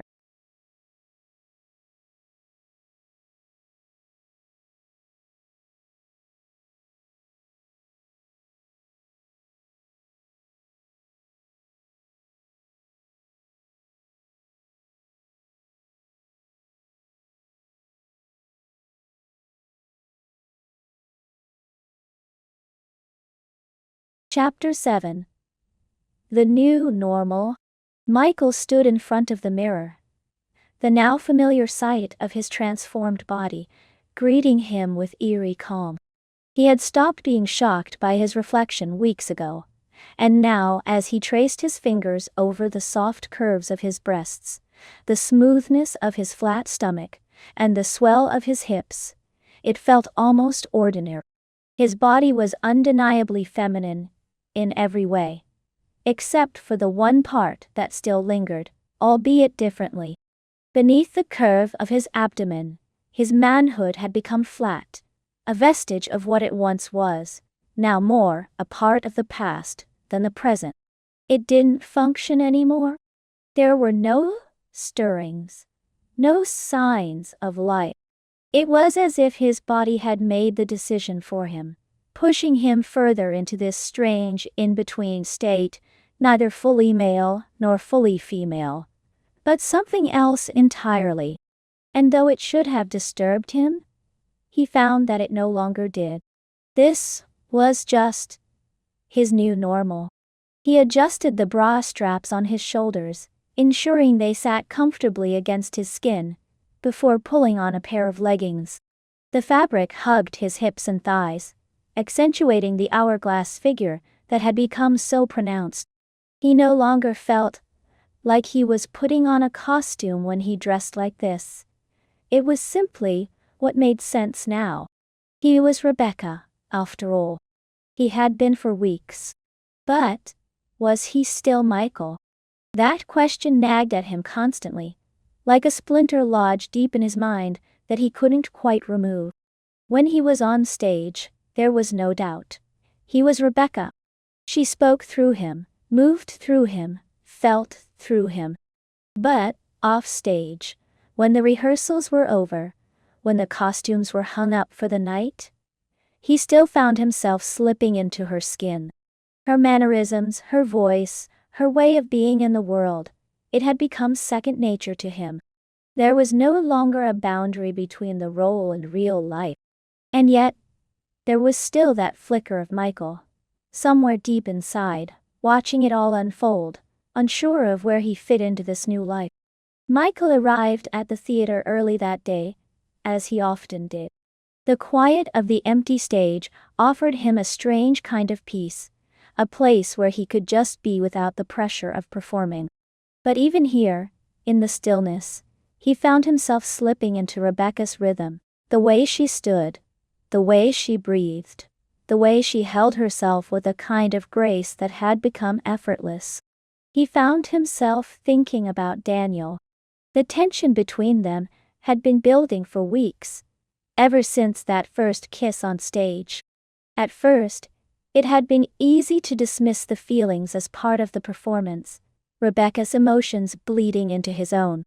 But as time went on, as the rehearsals grew more intense, and their interactions off stage became more frequent, Michael couldn't deny it anymore. He was drawn to Daniel. The way Daniel looked at him, the way his touch lingered just a moment too long. It made Michael's heart race, made him feel things he hadn't felt in years. But was it him feeling these things? Or was it Rebecca? The door to the theater opened, and Michael turned to see Daniel walking in. His presence filled the room almost immediately, his confident stride and easy smile sending a familiar wave of warmth through Michael's chest. Daniel caught his eye and smiled, that same playful glint in his gaze that always made Michael feel a little off balance. "Hey," Daniel said, his voice soft as he approached the stage. "You're here early." Michael shrugged, feeling the familiar flutter in his stomach. "I like the quiet before everything starts." Daniel climbed onto the stage, standing close enough that Michael could feel the heat of his body. There was something intimate about the way they stood there, alone in the empty theater, the silence between them, heavy with unspoken words. "I've been meaning to talk to you," Daniel said, his voice lowering, as if the conversation demanded a certain level of privacy, even though they were alone. "About us." Michael's heart skipped a beat. He had known this was coming, but he hadn't prepared himself for it. Hadn't prepared himself for the mess of emotions that churned inside him whenever he thought about Daniel.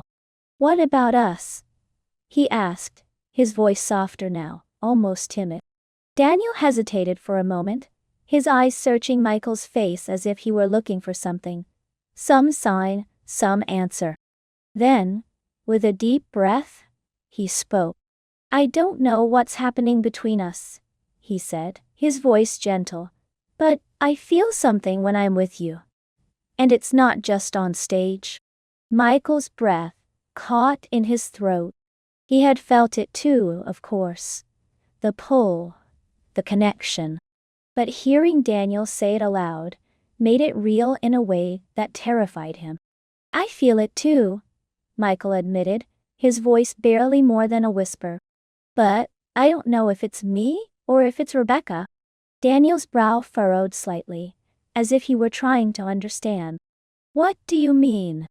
"I mean, I don't know who I am anymore," Michael said, his voice trembling with the weight of the confession. "I've been living as Rebecca for so long now. I don't know where she ends and I begin. And these feelings, the way I feel about you, I don't know if they're mine. or if they're hers. Daniel took a step closer, his hand reaching out to gently brush against Michael's arm. The touch was warm, grounding, and Michael felt a shiver run through him. "Does it matter?" Daniel asked softly. "Whether it's you or Rebecca, the feelings are real, right?" Michael swallowed hard, his mind reeling. Did it matter? He didn't know. He had spent so much time trying to keep Rebecca and Michael separate, but now they had become so intertwined that he wasn't sure if there was even a distinction anymore. The feelings were real. He knew that much. But whose feelings were they? "I don't know," Michael whispered. "I don't know who I am anymore." Daniel's hand slipped down to Michael's, their fingers intertwining. "I don't care who you are," he said, his voice firm but kind. "I like you, whoever you are." Michael felt his heart swell at Daniel's words, but the confusion still gnawed at him. He liked Daniel too. There was no denying that. But was it Rebecca who loved him? Or was it Michael? Before he could respond, Daniel leaned in, his lips brushing against Michael's in a soft, tentative kiss. It was gentle, almost hesitant, as if Daniel were waiting for Michael's permission to go further. And for a moment, Michael froze, unsure of what to do, unsure of how to feel. But then, something inside him, something deep and instinctual, pushed him forward. He kissed Daniel back. The moment their lips met fully, a wave of emotion crashed over Michael. His heart raced, his skin tingled, and for a brief, fleeting second, all the confusion, all the doubt, melted away. It didn't matter who he was in that moment, whether he was Michael or Rebecca. All that mattered was the warmth of Daniel's lips, the way their bodies fit together, the way it felt so right. When they finally pulled apart, both of them breathless, Daniel smiled. A small, tender smile that made Michael's heart skip a beat. "See," Daniel whispered. "It doesn't matter. We're here now. That's all that matters." Michael nodded, though the confusion still lingered at the edges of his mind. But for now, he let it go. For now, he let himself just be, whoever he was. The intimacy with Daniel didn't stop there. Over the next few days, their relationship deepened, both on stage and off. It was as if a dam had broken, and all the feelings they had been holding back came rushing forward. They spent more time together, their interactions charged with a newfound intensity. There were stolen kisses in the dressing rooms, whispered conversations in the wings, and moments of quiet intimacy that left Michael's heart racing. But with each passing day, Michael's confusion grew. He felt more like Rebecca than ever before. His mannerisms, his voice, his movement. Everything about him screamed femininity, and the more he embraced it, the further he drifted from the Michael he had once been. Even in his private moments, when he was alone in his apartment, he found himself slipping into Rebecca's skin without even thinking about it. He would put on her clothes, do his makeup, and spend hours just existing as her. The clothes, the makeup, the body, it all felt so natural now. He no longer felt like he was playing a role. He was simply being. But was that who he really was? Sarah noticed the changes too, though she didn't say anything at first. She watched from the sidelines, her concern growing with each passing day. Michael could see it in her eyes. The way she looked at him, the way she hesitated before speaking, as if she didn't know how to approach the subject. But eventually, she couldn't stay silent any longer. "Michael," she said one evening, after rehearsal. They were sitting in the empty theater, the others having already gone home. "We need to talk." Michael looked at her, his heart sinking. He knew what was coming. "What's wrong?" he asked, though he already knew the answer. Sarah sighed, running a hand through her hair. "I'm worried about you. I've been worried for a while now, but it's getting worse." Michael looked down at his hands, noticing how delicate they looked, how feminine. "I know," he said quietly. "You're not just acting anymore, Michael. You're living as Rebecca. And I don't know if that's healthy." Michael swallowed hard, feeling the weight of her words. "I don't know how to stop," he admitted. "I don't know if I want to stop." Sarah's eyes softened, and she reached out, placing her hand over his. "I'm not saying you have to stop. I want to make sure you're okay. I want to make sure you know who you are." Michael looked up at her, his eyes filled with uncertainty. "I don't know who I am anymore, Sarah. I don't know if I'm Michael or Rebecca, and I don't know if it even matters." Sarah squeezed his hand gently. "It matters if it matters to you." Michael felt the tears welling up in his eyes, but he blinked them back. "I'm scared," he whispered. "I'm scared that if I let go of Rebecca, I'll lose everything. But I'm also scared that if I keep going, I'll lose myself." Sarah nodded, her expression filled with understanding. "You don't have to figure it all out right now. But just know that I'm here for you no matter what." Michael smiled weakly, grateful for her support, but the confusion still gnawed at him. He didn't know what the future held, whether he would continue to live as Rebecca or whether he would find a way back to Michael. All he knew was that, for now, this was his reality. This was his new normal, and he wasn't sure if he wanted it to change.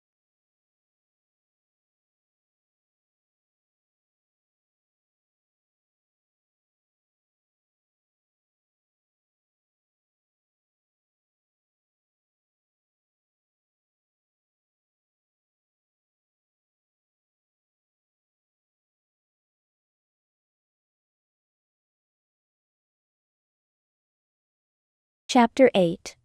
The Final Stages of Transformation.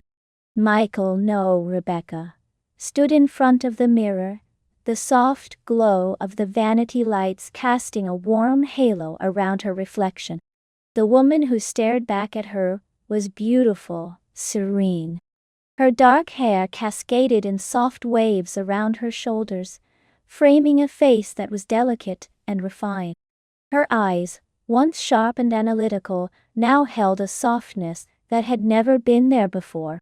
Her brows arched naturally, in a way that made her expression more open, inviting. The faint flush of pink on her cheeks, the curve of her lips painted in a subtle shade of rose, the softness of her jawline, they all came together to form a picture that was unmistakably female. Rebecca ran her fingers over her collarbone, tracing the delicate line of her skin down to her chest. Her breasts, a part of her now for weeks, rose and fell gently with each breath, their weight a constant reminder of the changes that had taken root in her body. Below her waist, her hips flared out in a way that felt impossibly natural, her thighs soft and curved beneath the smooth fabric of the dress she wore. She had become comfortable with these changes. More than comfortable, in fact. They felt right, as if this was the body she was always meant to have. And yet, there was still that one part of her that hadn't fully transformed. Beneath the soft skin of her lower abdomen, her manhood remained flat, non-functional. It was there, but it was no longer a defining feature. It felt as though it were simply a remnant, a relic of a past life that no longer belonged to her. She didn't think about it much anymore. Her body was, for all intents and purposes, feminine. And that was how she thought of herself now. She was Rebecca. She had been living as Rebecca for weeks now, not just during rehearsals but in every part of her life. She no longer changed out of her costume at the end of the day. There was no need. The dress she wore now was just another outfit in her wardrobe, another expression of who she had become. Her movements were fluid, graceful, her voice soft and melodic. Even her thoughts had changed. When she looked in the mirror, she didn't see Michael anymore.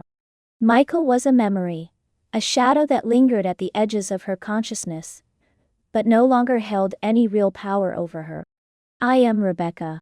The thought was so natural now, so automatic, that it didn't even feel like a revelation anymore. It was simply the truth.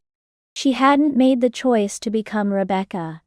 It had just happened, slowly, gradually, until one day, she realized that there was no going back. As she stood there, staring at her reflection, she heard a soft knock at the door.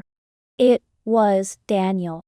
She could tell by the sound of his footsteps, by the way the door creaked slightly as he pushed it open.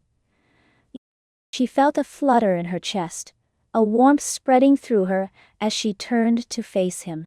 "Hey," Daniel said, stepping into the room, his eyes immediately finding hers. There was a softness in his gaze, a tenderness that made Rebecca's heart skip a beat.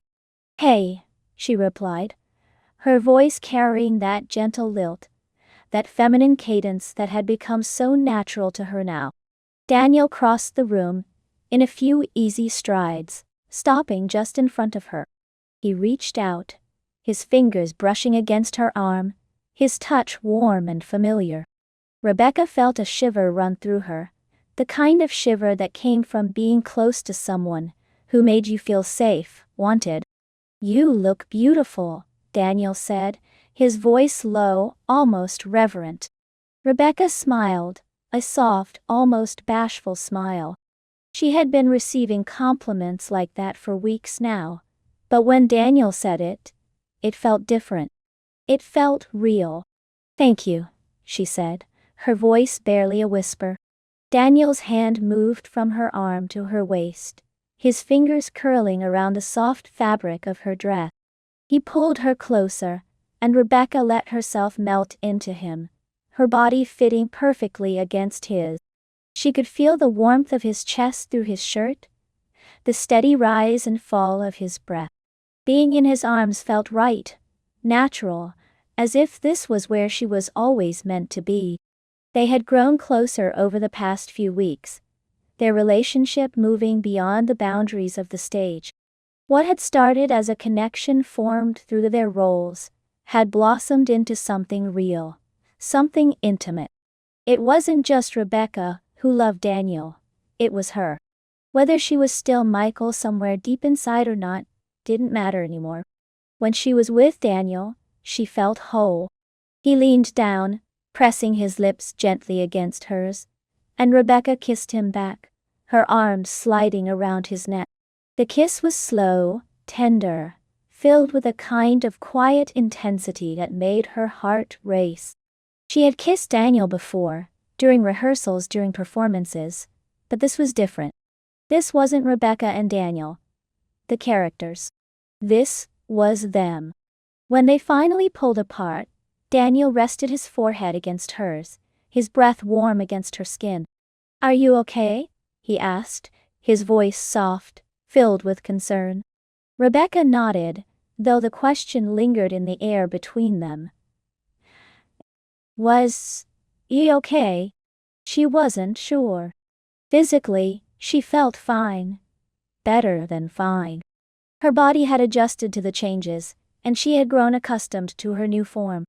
But mentally, emotionally, there was still that lingering doubt, that nagging question that wouldn't quite go away. "I'm okay," she said, though her voice wavered slightly. Daniel pulled back slightly, looking into her eyes. "You're sure?" Rebecca hesitated for a moment, then nodded.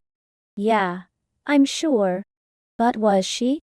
She wasn't entirely certain anymore. The lines between who she was and who she had been were so blurred now that it was hard to tell where one ended and the other began. She still remembered her life as Michael.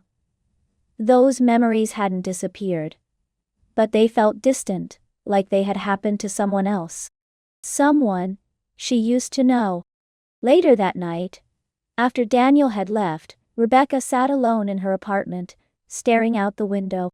The city lights twinkled in the distance, casting a soft glow over the room. She felt a strange sense of calm, but beneath it, there was an undercurrent of uncertainty. Who am I? It was a question she had asked herself countless times over the past few weeks, but now it felt more pressing than ever. She had embraced the role of Rebecca so fully that she wasn't sure if there was anything left of Michael. And yet, there were moments, fleeting moments, when she would catch a glimpse of her old self, buried deep beneath the surface. A memory, a thought, a feeling, something that reminded her of who she used to be. But those moments were becoming rarer. Each day, she felt herself slipping further away from Michael, further into the life she had created as Rebecca. And the more she embraced it, the more natural it felt. She no longer questioned the changes in her body, the way she moved, the way she spoke. It was all second nature now. She was Rebecca. But what about Michael? That thought lingered in the back of her mind, but she pushed it away. Michael was a part of her past, a part of her that no longer felt relevant. She was happier now, more comfortable in her own skin. She had Daniel, she had her new life, and everything felt right. A few days later, Rebecca met Sarah for coffee. It had been a while since they had spent any real time together, and Rebecca could sense that Sarah had something on her mind. There was a tension between them that hadn't been there before, a kind of unspoken worry that hung in the air. As they sat down at a small table by the window, Sarah studied her, her eyes scanning Rebecca's face with a look of concern. "You look different," Sarah said finally, her voice careful, measured. Rebecca smiled softly. "I guess I am." Sarah nodded slowly, her expression unreadable. "How are you feeling?" "I'm feeling good," Rebecca said, though she could sense what Sarah was really asking. "Better than I felt in a long time." Sarah's brow furrowed slightly, and she took a sip of her coffee before speaking again. "I'm worried about you." Rebecca's heart sank. She had known this conversation was coming, but that didn't make it any easier. "What are you worried about?" she asked, though she already knew the answer. "I'm worried that you're losing yourself," Sarah said, her voice soft but firm. "You're not just playing a role anymore, Michael. You're living it." "It's Rebecca," she corrected gently, though the words felt heavy on her tongue.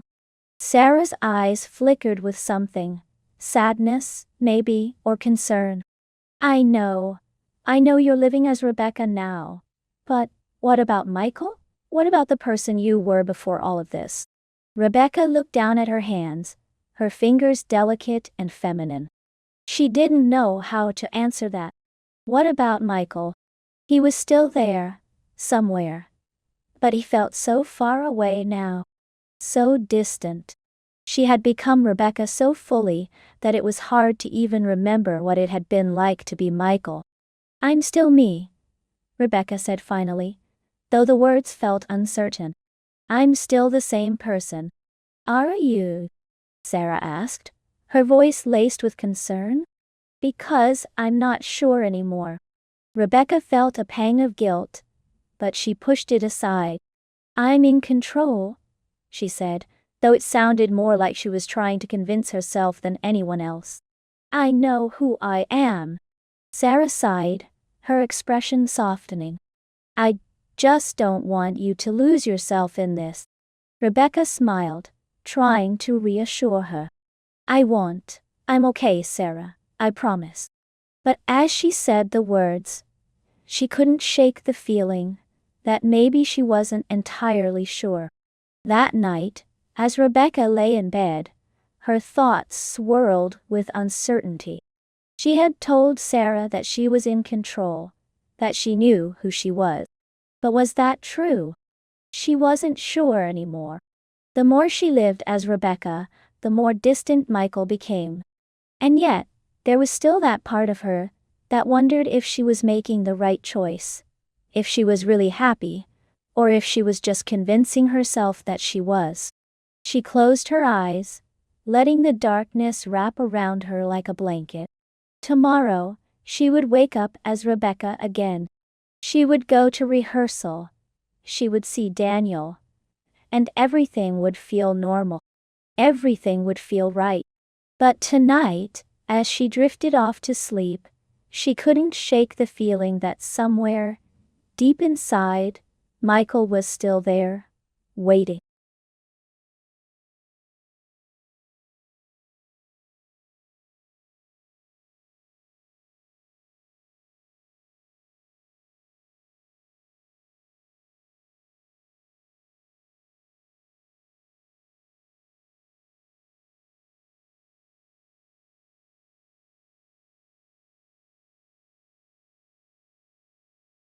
Chapter 9. Opening Night.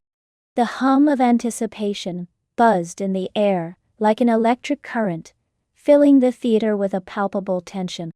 Backstage, the cast and crew moved in a carefully choreographed dance. Each person focused on their task, their movements precise and practiced. Tonight was the night. Opening night. Michael stood alone in front of the mirror, in his dressing room, staring at the reflection that had become both familiar and alien to him, in equal measure. Rebecca, no, was dressed in the costume for the final act.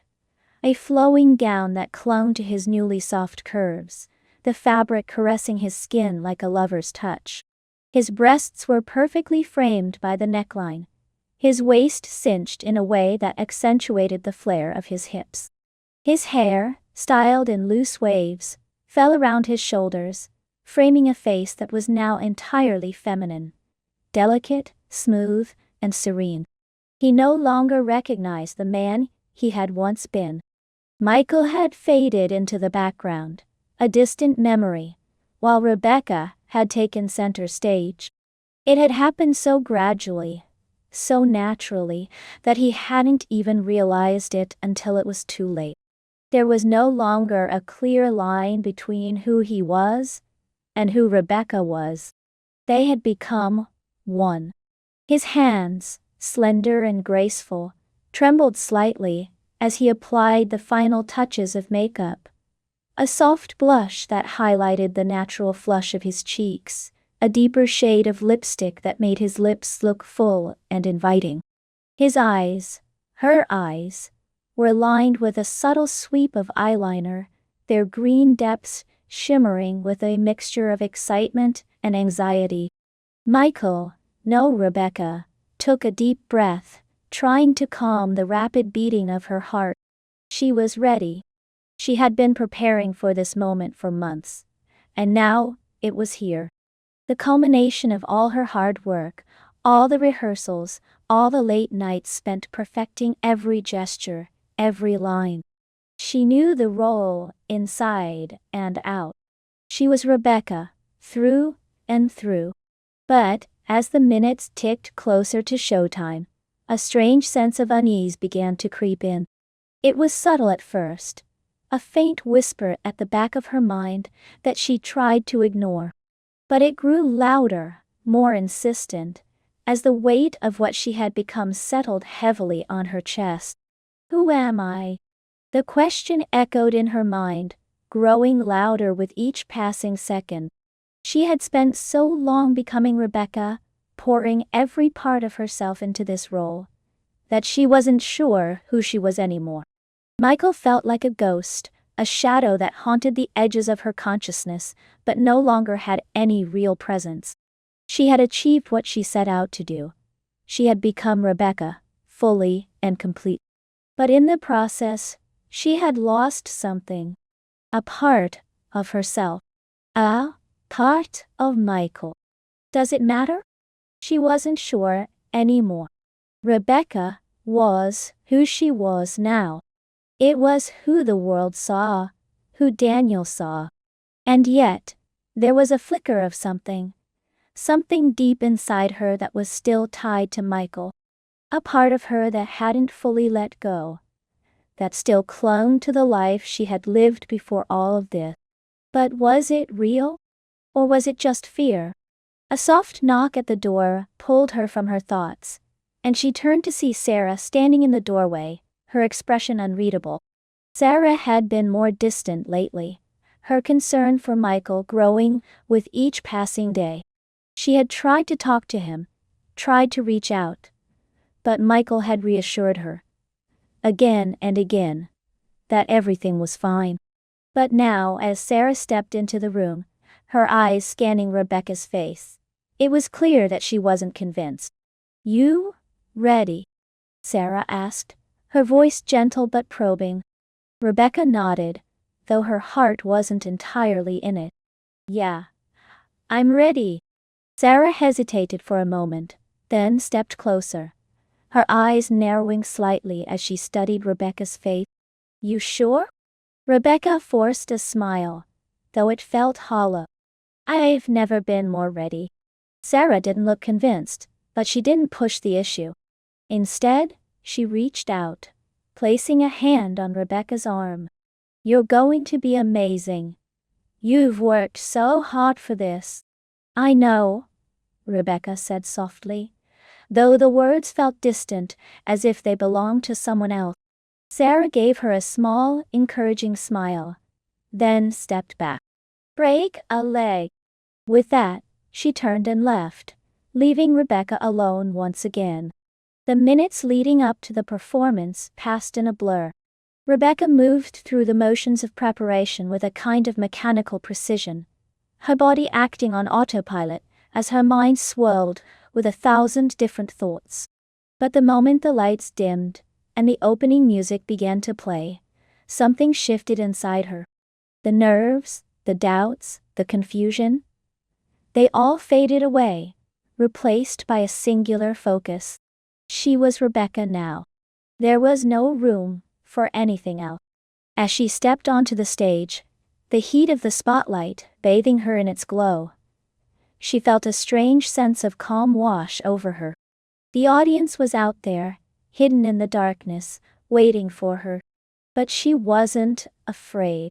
She knew this role, knew it better than she knew herself. And as the first lines of dialogue left her lips, she felt herself slipping fully, completely into the character. The performance flowed effortlessly. Every movement, every word, every emotion was perfectly timed, perfectly executed. Rebecca's heart ached, her soul bared for the audience to see. The story unfolded with a kind of raw intensity that left the theater silent, the audience hanging on her every word, her every gesture. She wasn't acting anymore. She was living, breathing, feeling in a way that felt more real than anything she had ever experienced. And by the time the final act arrived, when Rebecca's character stood center stage, her heart shattered, her love lost, Michael was gone. There was only Rebecca, a woman who had loved and lost, a woman whose heart was laid bare for the world to see.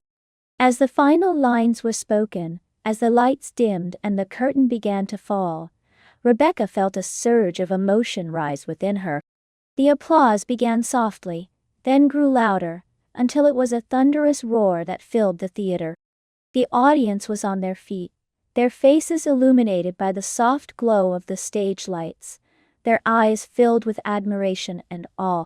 Rebecca stood there, her chest heaving, her heart pounding in her ears. She had done it. The performance had been a success, a resounding success. She had poured everything into this role, and it had paid off. The audience had felt it. They had seen her. But, as the curtain fell, and the lights went out, a strange emptiness began to settle over her. Backstage was a flurry of activity, the cast and crew buzzing with excitement and adrenaline. People congratulated each other, their faces flushed with the thrill of opening night. But Rebecca felt strangely detached from it all. She smiled and nodded as people offered their praise. But inside, she felt hollow. She had done what she set out to do, delivered a stunning performance, captivated the audience, and embodied Rebecca fully. But now that the show was over, now that the applause had faded, she was left with a growing sense of confusion. Who am I now? The question gnawed at her, sinking its teeth into her mind and refusing to let go. She had become Rebecca so completely that there was no longer any distinction between the role and herself. But was that what she wanted? Was that who she truly was? As she stood there, lost in her thoughts, she felt a hand on her shoulder. She turned to see Daniel standing behind her, his eyes filled with something that made her heart skip a beat: pride, admiration, and something more. Something deeper. "You were incredible," Daniel said, his voice soft but filled with emotion. Rebecca smiled, though it didn't quite reach her eyes. "Thank you." Daniel stepped closer, his hand sliding from her shoulder down to her waist. "No, I mean it. I've never seen anything like that. You're amazing." Rebecca felt a warmth spread through her chest at his words, but it was accompanied by that same hollow feeling. She had been amazing, as Rebecca. But where did that leave Michael? Before she could say anything, Daniel leaned in, his lips brushing against hers in a soft, tender kiss. Rebecca froze for a moment, her mind reeling, but then she melted into the kiss, her body responding before her thoughts could catch up. Daniel's hand tightened around her waist, pulling her closer, and Rebecca let herself get lost in the moment. The warmth of his lips, the steady beat of his heart against hers, the way everything else seemed to fade away. When they finally pulled apart, Daniel rested his forehead against hers, his breath warm against her skin. "I'm so proud of you," he whispered. Rebecca's heart swelled at his words, but the emptiness still lingered. She wanted to be proud too. She wanted to feel that same sense of accomplishment, that same sense of fulfillment. But all she felt was confusion. "Daniel," she whispered, her voice trembling slightly, "I don't know who I am anymore." Daniel pulled back slightly, his brow furrowing in concern. "What do you mean?" Rebecca shook her head, tears pricking at the corners of her eyes. "I've become Rebecca so completely that I don't know where she ends and I begin. I don't know if I'm her, or if I'm still Michael. I don't know who I am." Daniel cupped her face in his hands, his eyes searching hers. "You're both," he said softly. "You're Rebecca, and you're Michael. You don't have to choose." Rebecca swallowed hard, her throat tight with emotion. She wanted to believe him, wanted to believe that she could be both. But it didn't feel that way. It felt like she had lost Michael entirely, like she had given herself over to Rebecca so fully that there was nothing left of her old self. "I'm scared," she admitted, her voice barely more than a whisper. Daniel pressed his lips to her forehead in a gentle kiss. "You don't have to be scared. I'm here. Whatever happens, whoever you are, I'm here." Rebecca closed her eyes, letting the warmth of his words wash over her. She wanted to believe him, wanted to feel safe in his arms.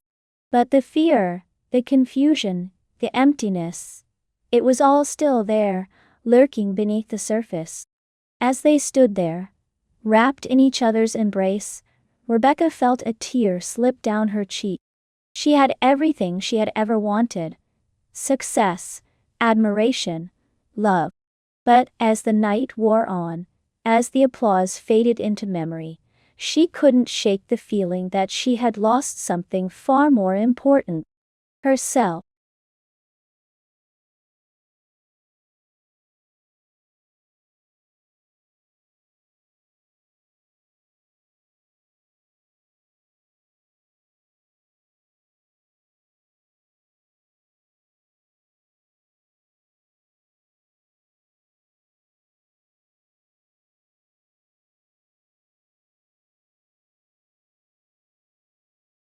Chapter 10. The play's success and personal growth. The applause had become a familiar sound, a steady rhythm that accompanied each performance like a heartbeat. Night after night, the theater was filled with the soft murmur of anticipation, the rustling of programs, and the eventual crescendo of hands coming together in a collective expression of admiration. The play was a success.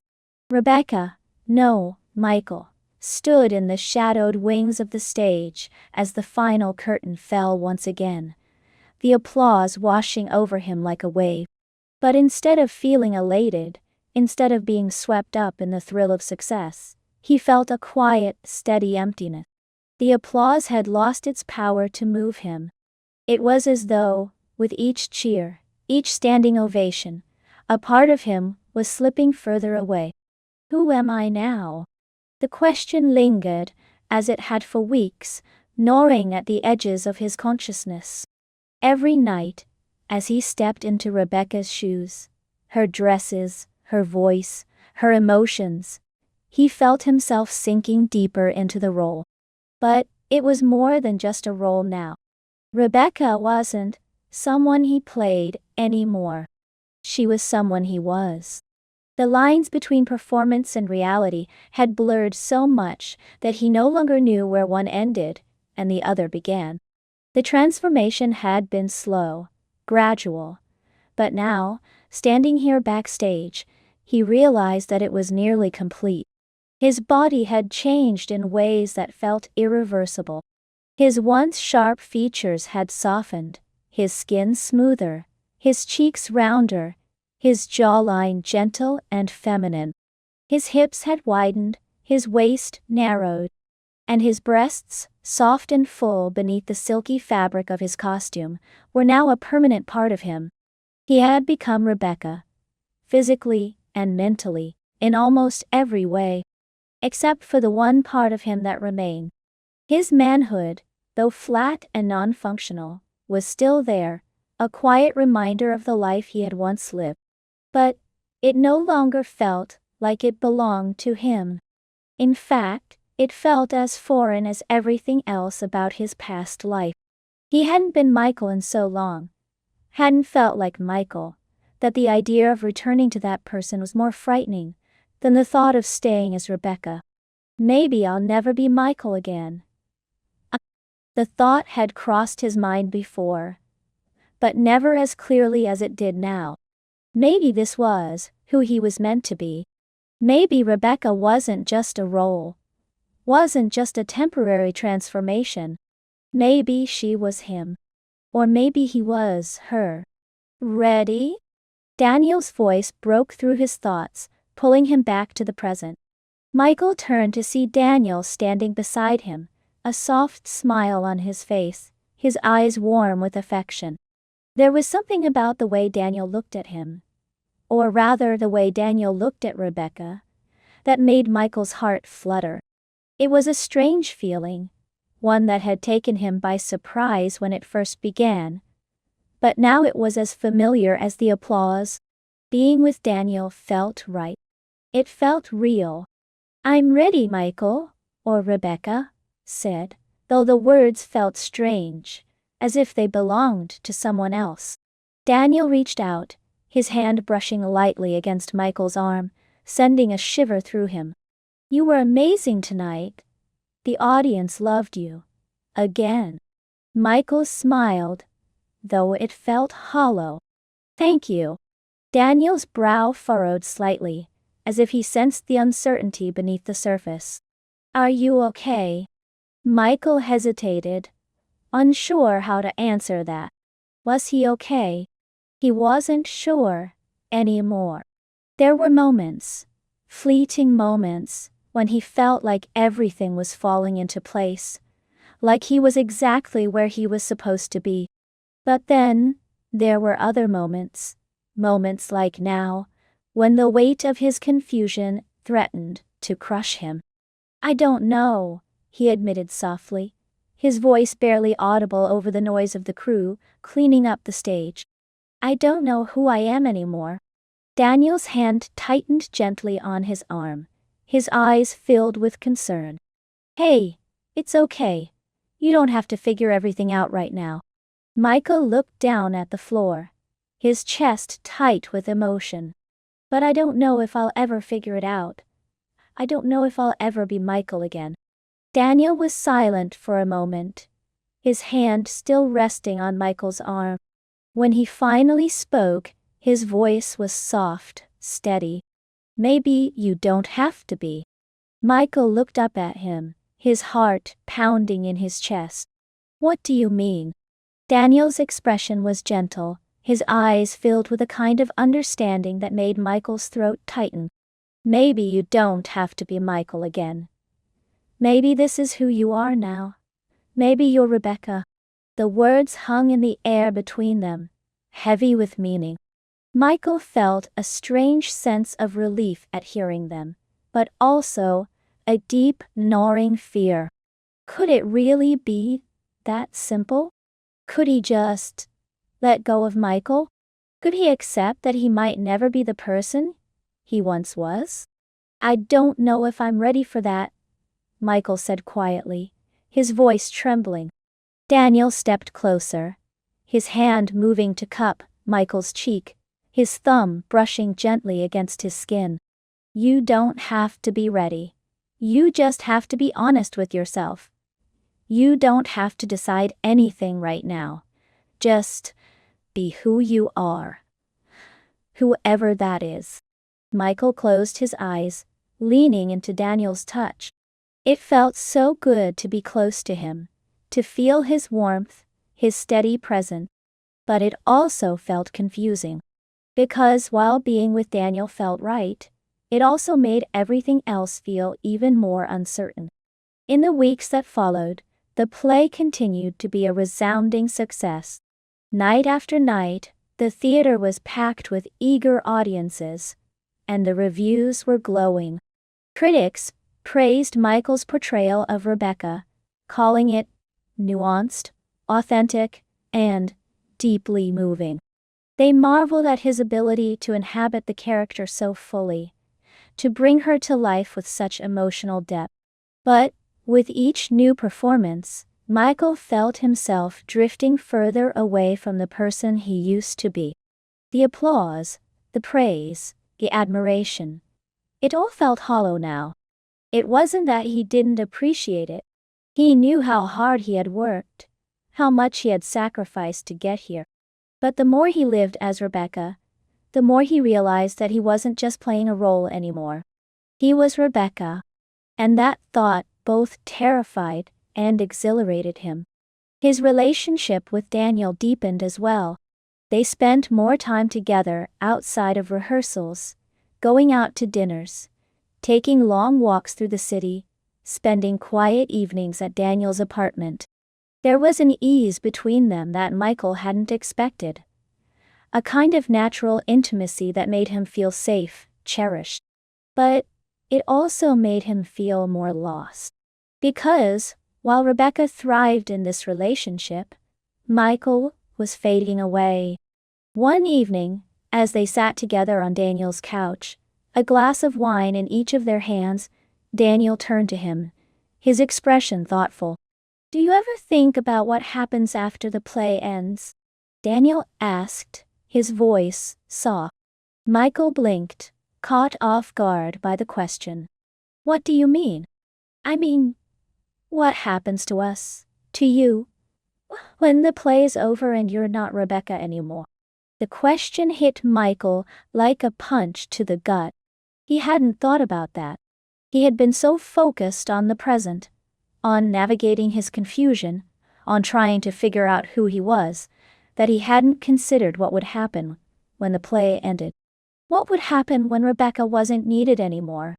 "I don't know," Michael admitted, his voice quiet. "I haven't thought about it." Daniel nodded slowly, his eyes searching Michael's face. "I don't want to lose you." Michael's heart ached at the vulnerability in Daniel's voice. "You won't? But who will I have?" Daniel asked, his voice barely more than a whisper. "Will it be Michael? Or will it be Rebecca?" Michael didn't have an answer for that. He didn't know who he would be when the play was over. He didn't even know who he was now. Sarah had become increasingly concerned in recent weeks. She had been supportive at first, encouraging Michael to embrace the role, to explore this new part of himself. But as the play's success grew, and as Michael became more and more immersed in Rebecca, Sarah's concern had deepened. She had tried to talk to him, tried to reach out, but Michael had brushed her off, insisting that he was fine. But now, sitting across from her at a small cafe, he could see the worry etched in her face. "You're happy, right?" Sarah asked, her voice filled with a mixture of hope and anxiety. Michael hesitated, unsure how to answer. Was he happy? He didn't know. There were moments when he felt happy. When he was with Daniel, when he was on stage, when he looked in the mirror and saw Rebecca staring back at him. But there were also moments when he felt lost, confused, and scared. "I think so," Michael said finally, though his voice wavered slightly. Sarah frowned, her eyes searching his face. "You think so?" Michael sighed, running a hand through his hair. "It's just complicated." Sarah leaned forward, her expression softening. "I know it's complicated, but I'm worried about you. I'm worried that you're losing yourself in this." Michael smiled weakly. "I've been hearing that a lot lately." "Because it's true," Sarah said gently. "You've become Rebecca so completely that I don't know if Michael is still there." Michael looked down at his hands, his fingers delicate and graceful, so unlike the hands he used to have. "I don't know if he is either." Sarah reached across the table, placing her hand on his. "I just want you to be happy, Michael. Whoever you are." Michael looked up at her, his heart heavy with emotion. "I want to be happy too, but I don't know who I am anymore. I don't know if I'm still Michael, or if I'm Rebecca. I don't know what I want." Sarah squeezed his hand gently. "It's okay to not know. But just promise me one thing." "What?" "Promise me that you won't lose yourself completely. Whatever happens, whoever you become, don't forget who you are." Michael swallowed hard, his chest tight with emotion. "I'll try." As the weeks turned into months, the play continued to run, and Michael's portrayal of Rebecca remained the talk of the town. But behind the scenes, Michael's internal struggle deepened. He was happy in many ways. Happy with the success. Happy with Daniel. Happy with the way his body had transformed into something soft and feminine. But there was still that lingering doubt, that gnawing fear, that he had lost something important along the way.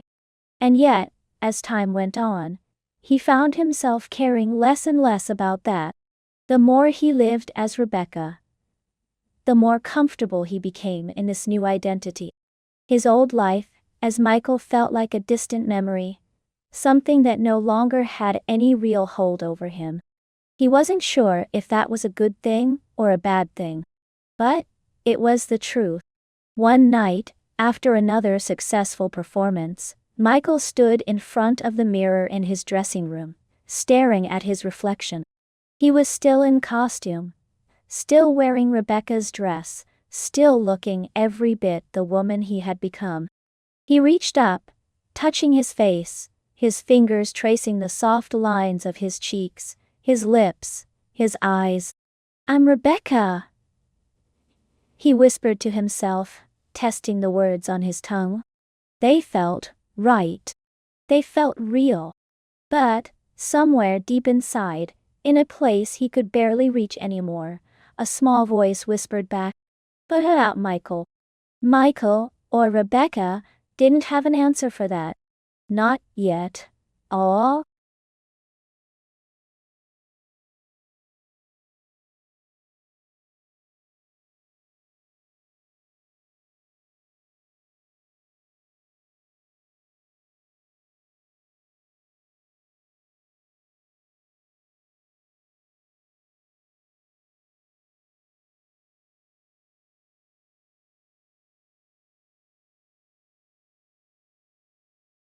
Chapter 11. The final performance. The theater was packed, the energy in the air electric. It was the last night, the final performance. The end of a journey that had begun months ago, when Michael had first stepped into the role of Rebecca with trembling hands and an uncertain heart. Now, as he stood backstage in the familiar darkness, listening to the murmur of the audience beyond the curtain, everything felt different. He wasn't trembling anymore. He wasn't uncertain. Being like Hulk, He was Rebecca now, fully, completely, and irreversibly. The transformation had been slow, almost imperceptible at first. A shift in posture here, a softening of his voice there. He had thought it was all part of the performance, part of the dedication to his craft. But somewhere along the way, the lines had blurred. What had started as a role, a character he slipped into for a few hours each night, had become something much deeper. Something permanent. Now, as he stood in the shadows, waiting for the lights to rise, he knew with a certainty that both comforted and terrified him. There was no going back. He wasn't Michael anymore. He wasn't even sure if Michael existed at all. Rebecca had taken over. He could feel it in the way his body moved, every gesture graceful and fluid. He could see it in the reflection of the mirror, the soft curves of his face, the fullness of his lips, the gentle slope of his shoulders. His body had changed, molded itself to fit the woman he had become. His breasts rose and fell with each breath, the fabric of Rebecca's dress clinging to them, in a way that felt natural now, not foreign. His waist was narrow, his hips full, his legs long and smooth beneath the gown. Even his hair, once cut short and practical, now cascaded in soft waves down his back, brushing against his bare skin. He had become her. And yet, as the final performance loomed, there was a part of him, a small, quiet part, that still clung to the idea of Mike. It was a faint whisper, a shadow that lingered at the edges of his consciousness. But it was growing fainter, slipping further away with each passing day, with each step he took as Rebecca. He wasn't sure if he missed Michael. He wasn't sure if he was supposed to.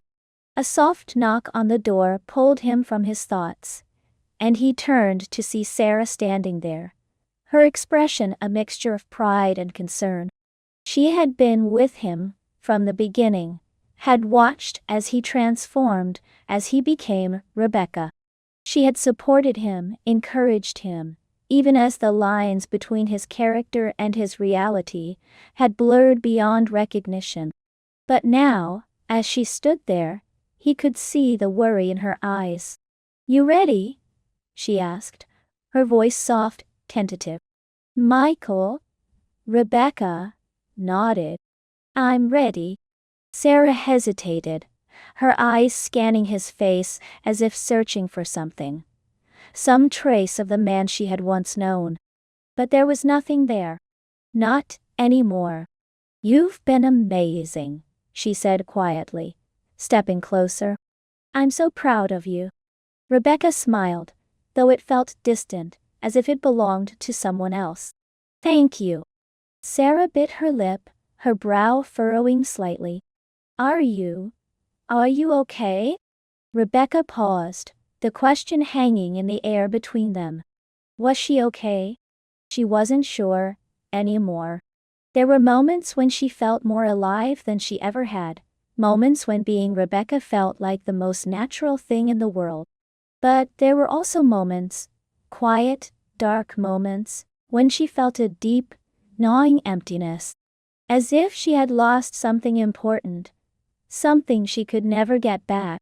"I'm fine," she said finally, though the words felt hollow. Sarah didn't look convinced, but she nodded anyway, giving Rebecca's arm a gentle squeeze. "Break a leg." Rebecca smiled again, watching as Sarah turned and left, her footsteps fading into the distance. The opening notes of the play's score filled the theater, a soft, melancholy melody that always sent a shiver down Rebecca's spine. She took a deep breath, her heart steady, her mind clear. There was no nervousness, no hesitation. She knew this role. She was this role. As the lights rose, casting a warm glow across the stage, Rebecca stepped forward, her body moving with the grace and confidence of someone who had lived this life 1,000 times before. The audience fell silent, their attention focused entirely on her, and for a moment, the world outside the theater ceased to exist. There was only the stage, the lights, and the character she had become. The performance flowed effortlessly, each scene unfolding with a kind of raw intensity that had only deepened over time. Rebecca moved through the story with ease, her heart aching, her soul laid bare for the audience to see. Every line, every gesture, every emotion felt real, lived. She wasn't acting anymore. She wasn't pretending. This was her life. By the time the final act arrived, Rebecca was fully immersed in the character, her heart heavy with the weight of the story's inevitable conclusion. Her character, like herself, had gone through a transformation, one that had left her changed, irrevocably different from who she had been at the start. The final scene was one of heartbreak, of loss, of acceptance. And as Rebecca stood center stage, tears streaming down her face, the audience was right there with her, their own emotions reflected in the dim glow of the stage lights. The final words of the play left her lips in a soft, trembling whisper. And then there was silence. The lights dimmed, the curtain began to fall, and for a brief moment, everything was still. And then the applause erupted. It was louder than it had ever been before, a deafening roar that filled the theater, shaking the walls, vibrating through her bones. The audience was on their feet, their faces illuminated by the soft glow of the stage lights, their hands coming together in a thunderous ovation. They were cheering for her, for Rebecca. Rebecca stood there, her chest rising and falling with each breath, her heart pounding in her ears. She had done it. She had given everything she had, laid everything bare for the world to see. And they had felt it. They had seen her. But as the curtain fell for the last time, and the applause slowly began to fade, Rebecca felt an overwhelming sense of loss wash over her. It was over. The play had reached its end. The journey was complete. But where did that leave her? Who was she now, without Rebecca? Without the stage? Backstage was a frenzy of activity, the cast and crew buzzing with excitement and adrenaline. There were hugs, congratulations, tears of joy. But Rebecca felt strangely detached from it all. She smiled and nodded as people offered their praise. But inside, she felt hollow. The performance had been a success. The audience had loved her. But she couldn't shake the feeling that something was missing, that something important had been left behind. As she stood in the corner of the dressing room, still dressed in Rebecca's final costume, she caught a glimpse of herself in the mirror. The woman staring back at her was beautiful, soft, feminine, poised. She looked every bit the part of Rebecca, every bit the woman she had become. But as she studied her reflection, she couldn't help but feel a pang of sadness. Who am I now? The question echoed in her mind, louder than it ever had before. The play was over. Rebecca's story had been told. But Rebecca was still here, still standing in front of the mirror, still inhabiting this body, this life. There was no going back to Michael. He was gone. But Rebecca's journey wasn't over. Not yet. A soft knock on the door pulled her from her thoughts, and she turned to see Daniel standing there, his expression a mixture of pride and uncertainty. "You were incredible," he said quietly, stepping into the room. Rebecca smiled, though it didn't quite reach her eyes. "Thank you." Daniel hesitated, his eyes searching her face. "How do you feel?" Rebecca looked down at her hands, her slender fingers resting on the fabric of her dress. "I don't know," she admitted, her voice barely more than a whisper. "I feel lost." Daniel stepped closer, his hand reaching out to gently cup her cheek. "You don't have to be lost. I'm here." Rebecca leaned into his touch, closing her eyes as the warmth of his hand spread through her. It felt comforting, safe, but it didn't fill the emptiness that had settled in her chest. "The play's over," she said softly, her voice trembling. "But I'm still Rebecca. I don't know what comes next." Daniel was silent for a moment, his thumb brushing lightly against her skin. "You're still you," he said finally. "Whoever that is. Whether it's Rebecca or Michael or someone else entirely. You're still you." Rebecca opened her eyes, meeting his gaze. "But who am I?" Daniel smiled gently, his eyes filled with a kind of quiet understanding. "I don't know. But I think that's something only you can figure out." Rebecca swallowed hard, her throat tight with emotion. "I'm scared." "I know," Daniel whispered, leaning in to press a soft kiss to her forehead.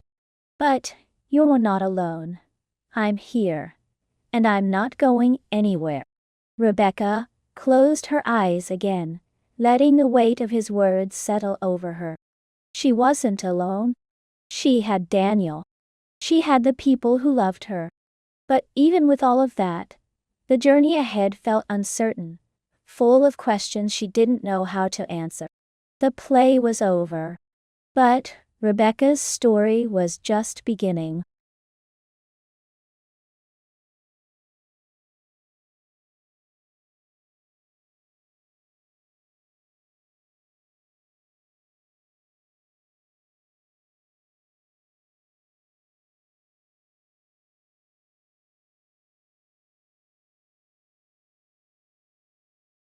Chapter 12.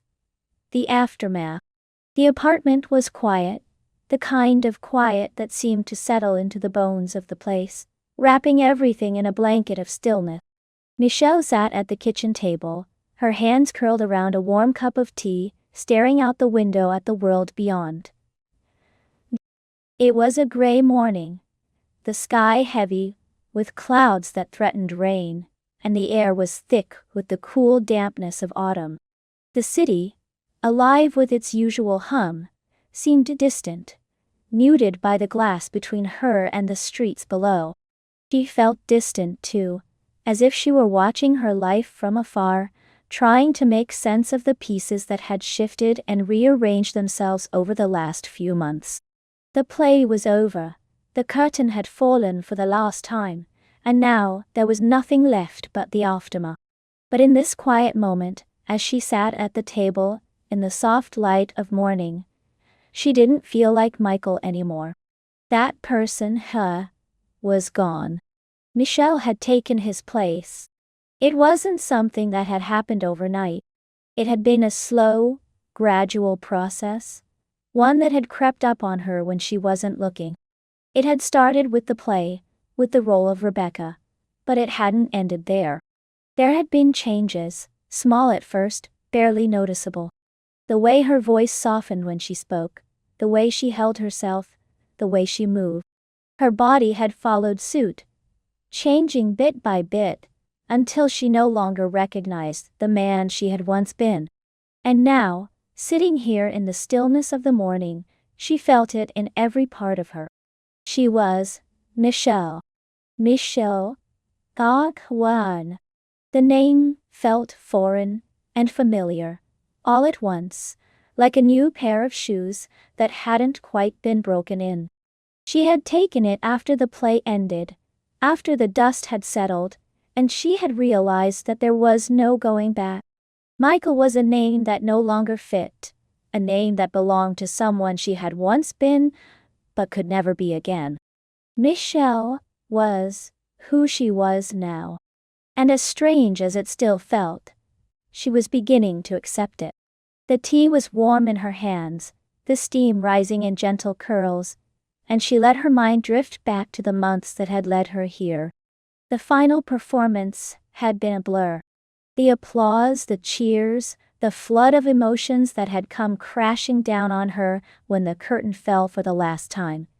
It had all felt like a dream.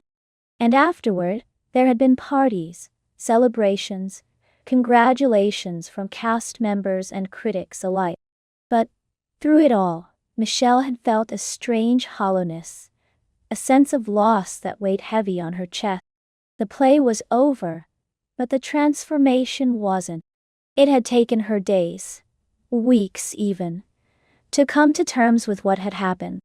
After the final performance, she had retreated into herself, spending long hours alone in her apartment, staring at the reflection in the mirror. The woman who stared back at her was beautiful, soft, feminine, poised, but she was also a stranger. Michelle had expected to feel relief after the play ended, a sense of closure. But, instead, she felt untethered, uncertain of who she was now, that Rebecca was no longer a role she played on stage. There was no more script to follow, no more lines to recite. She had been Rebecca for so long that she wasn't sure how to be anyone else. But, as the days passed, something shifted. Slowly, quietly, she began to realize that she wasn't just playing Rebecca anymore. She was Rebecca, or rather, she was the woman who had emerged from that role. She was Michelle. The changes in her body had been gradual, but undeniable. Her face had softened, her features now unmistakably feminine. Her skin was smooth, her curves gentle and rounded. Her breasts, full and natural, had become a part of her, in a way that no longer felt strange or foreign. Her waist had tapered, her hips widened, and the clothes she wore now, skirts, blouses, dresses, fit her in ways that made her feel comfortable, made her feel right. But it wasn't just the physical changes. Those had been the most obvious, of course. But the real transformation had been inside. Something had shifted in her mind, in her heart, and she was no longer the person she had once been.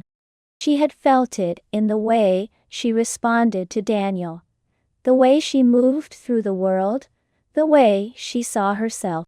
The sound of a key turning in the lock pulled Michelle from her thoughts, and she looked up just as Daniel stepped into the apartment, shaking off the damp chill of the morning. His smile was warm, his eyes lighting up when they met hers, and Michelle felt her heart flutter in that familiar way it always did when he was near. "Hey," he said, crossing the room to press a kiss to her forehead. "How are you feeling?" Michelle smiled softly, setting her tea down on the table. "I'm okay," she said, though the words felt more like a question than a statement. Daniel pulled out a chair and sat across from her, his hand reaching out to take hers. His touch was warm, steady, grounding. "Are you sure?" Michelle hesitated, her eyes drifting to the window. "I don't know," she admitted, after a moment. "It feels strange. The play's over. But I still feel like I'm in transition, you know?" Daniel nodded, his thumb brushing gently over the back of her hand. "It's a big change. You've been through a lot." "I know." Michelle sighed, running a hand through her hair. "But it's more than that. I feel like I've lost something. Like I'm not sure who I am anymore." Daniel's expression softened, and he leaned in closer, his voice quiet and reassuring. "You're Michelle. That's who you are." Michelle looked at him, her heart swelling with a mixture of love and uncertainty. "But I wasn't always Michelle.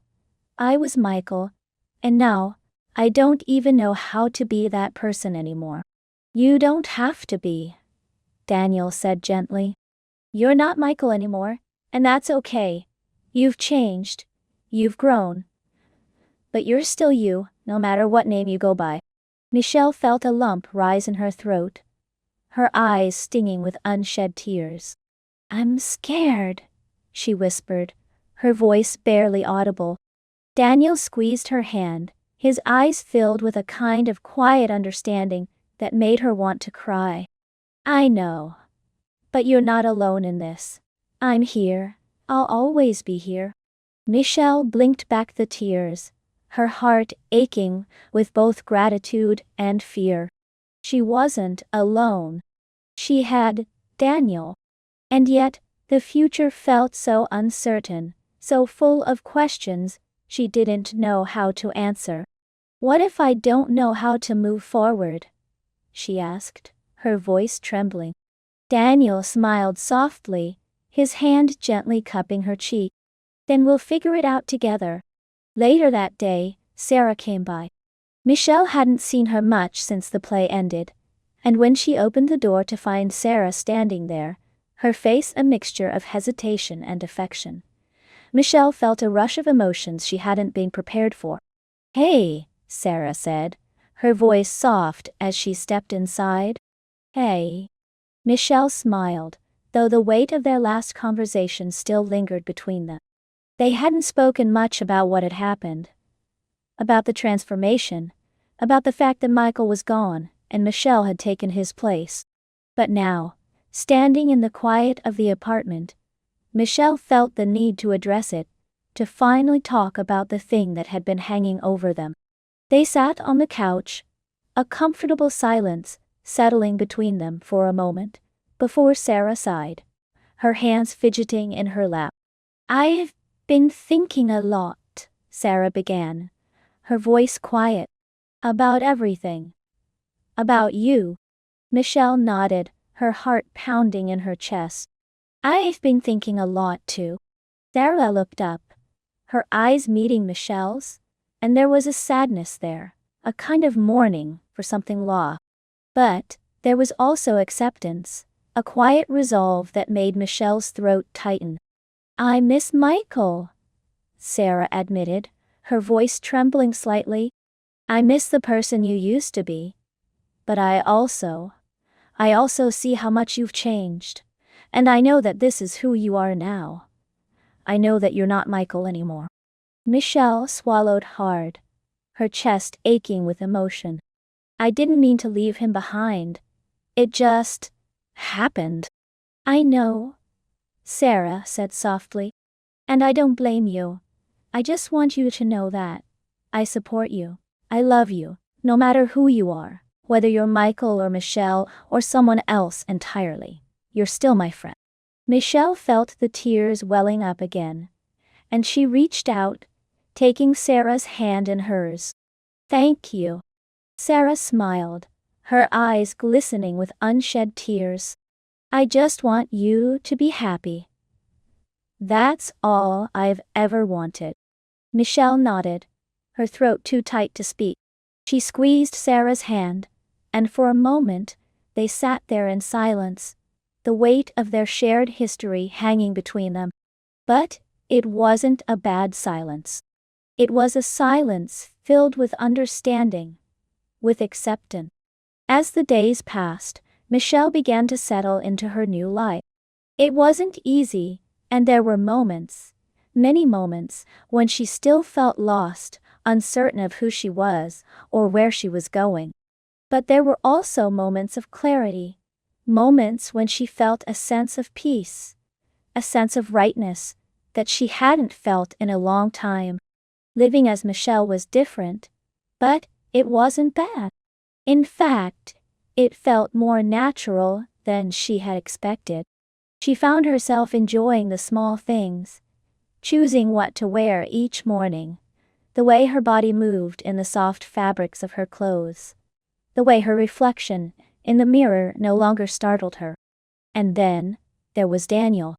Their relationship had deepened in ways she hadn't anticipated. He was patient, understanding, always there when she needed him. They spent their days together, exploring the city, talking about the future, building a life that felt like theirs.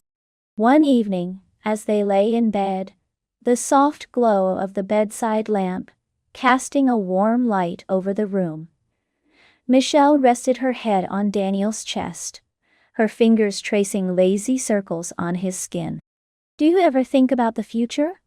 she asked, her voice quiet in the stillness of the night. Daniel's hand gently stroked her hair, and he smiled. "All the time." Michelle looked up at him, her heart swelling with love and uncertainty.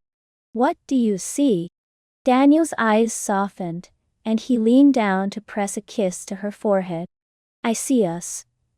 Together, wherever that takes us."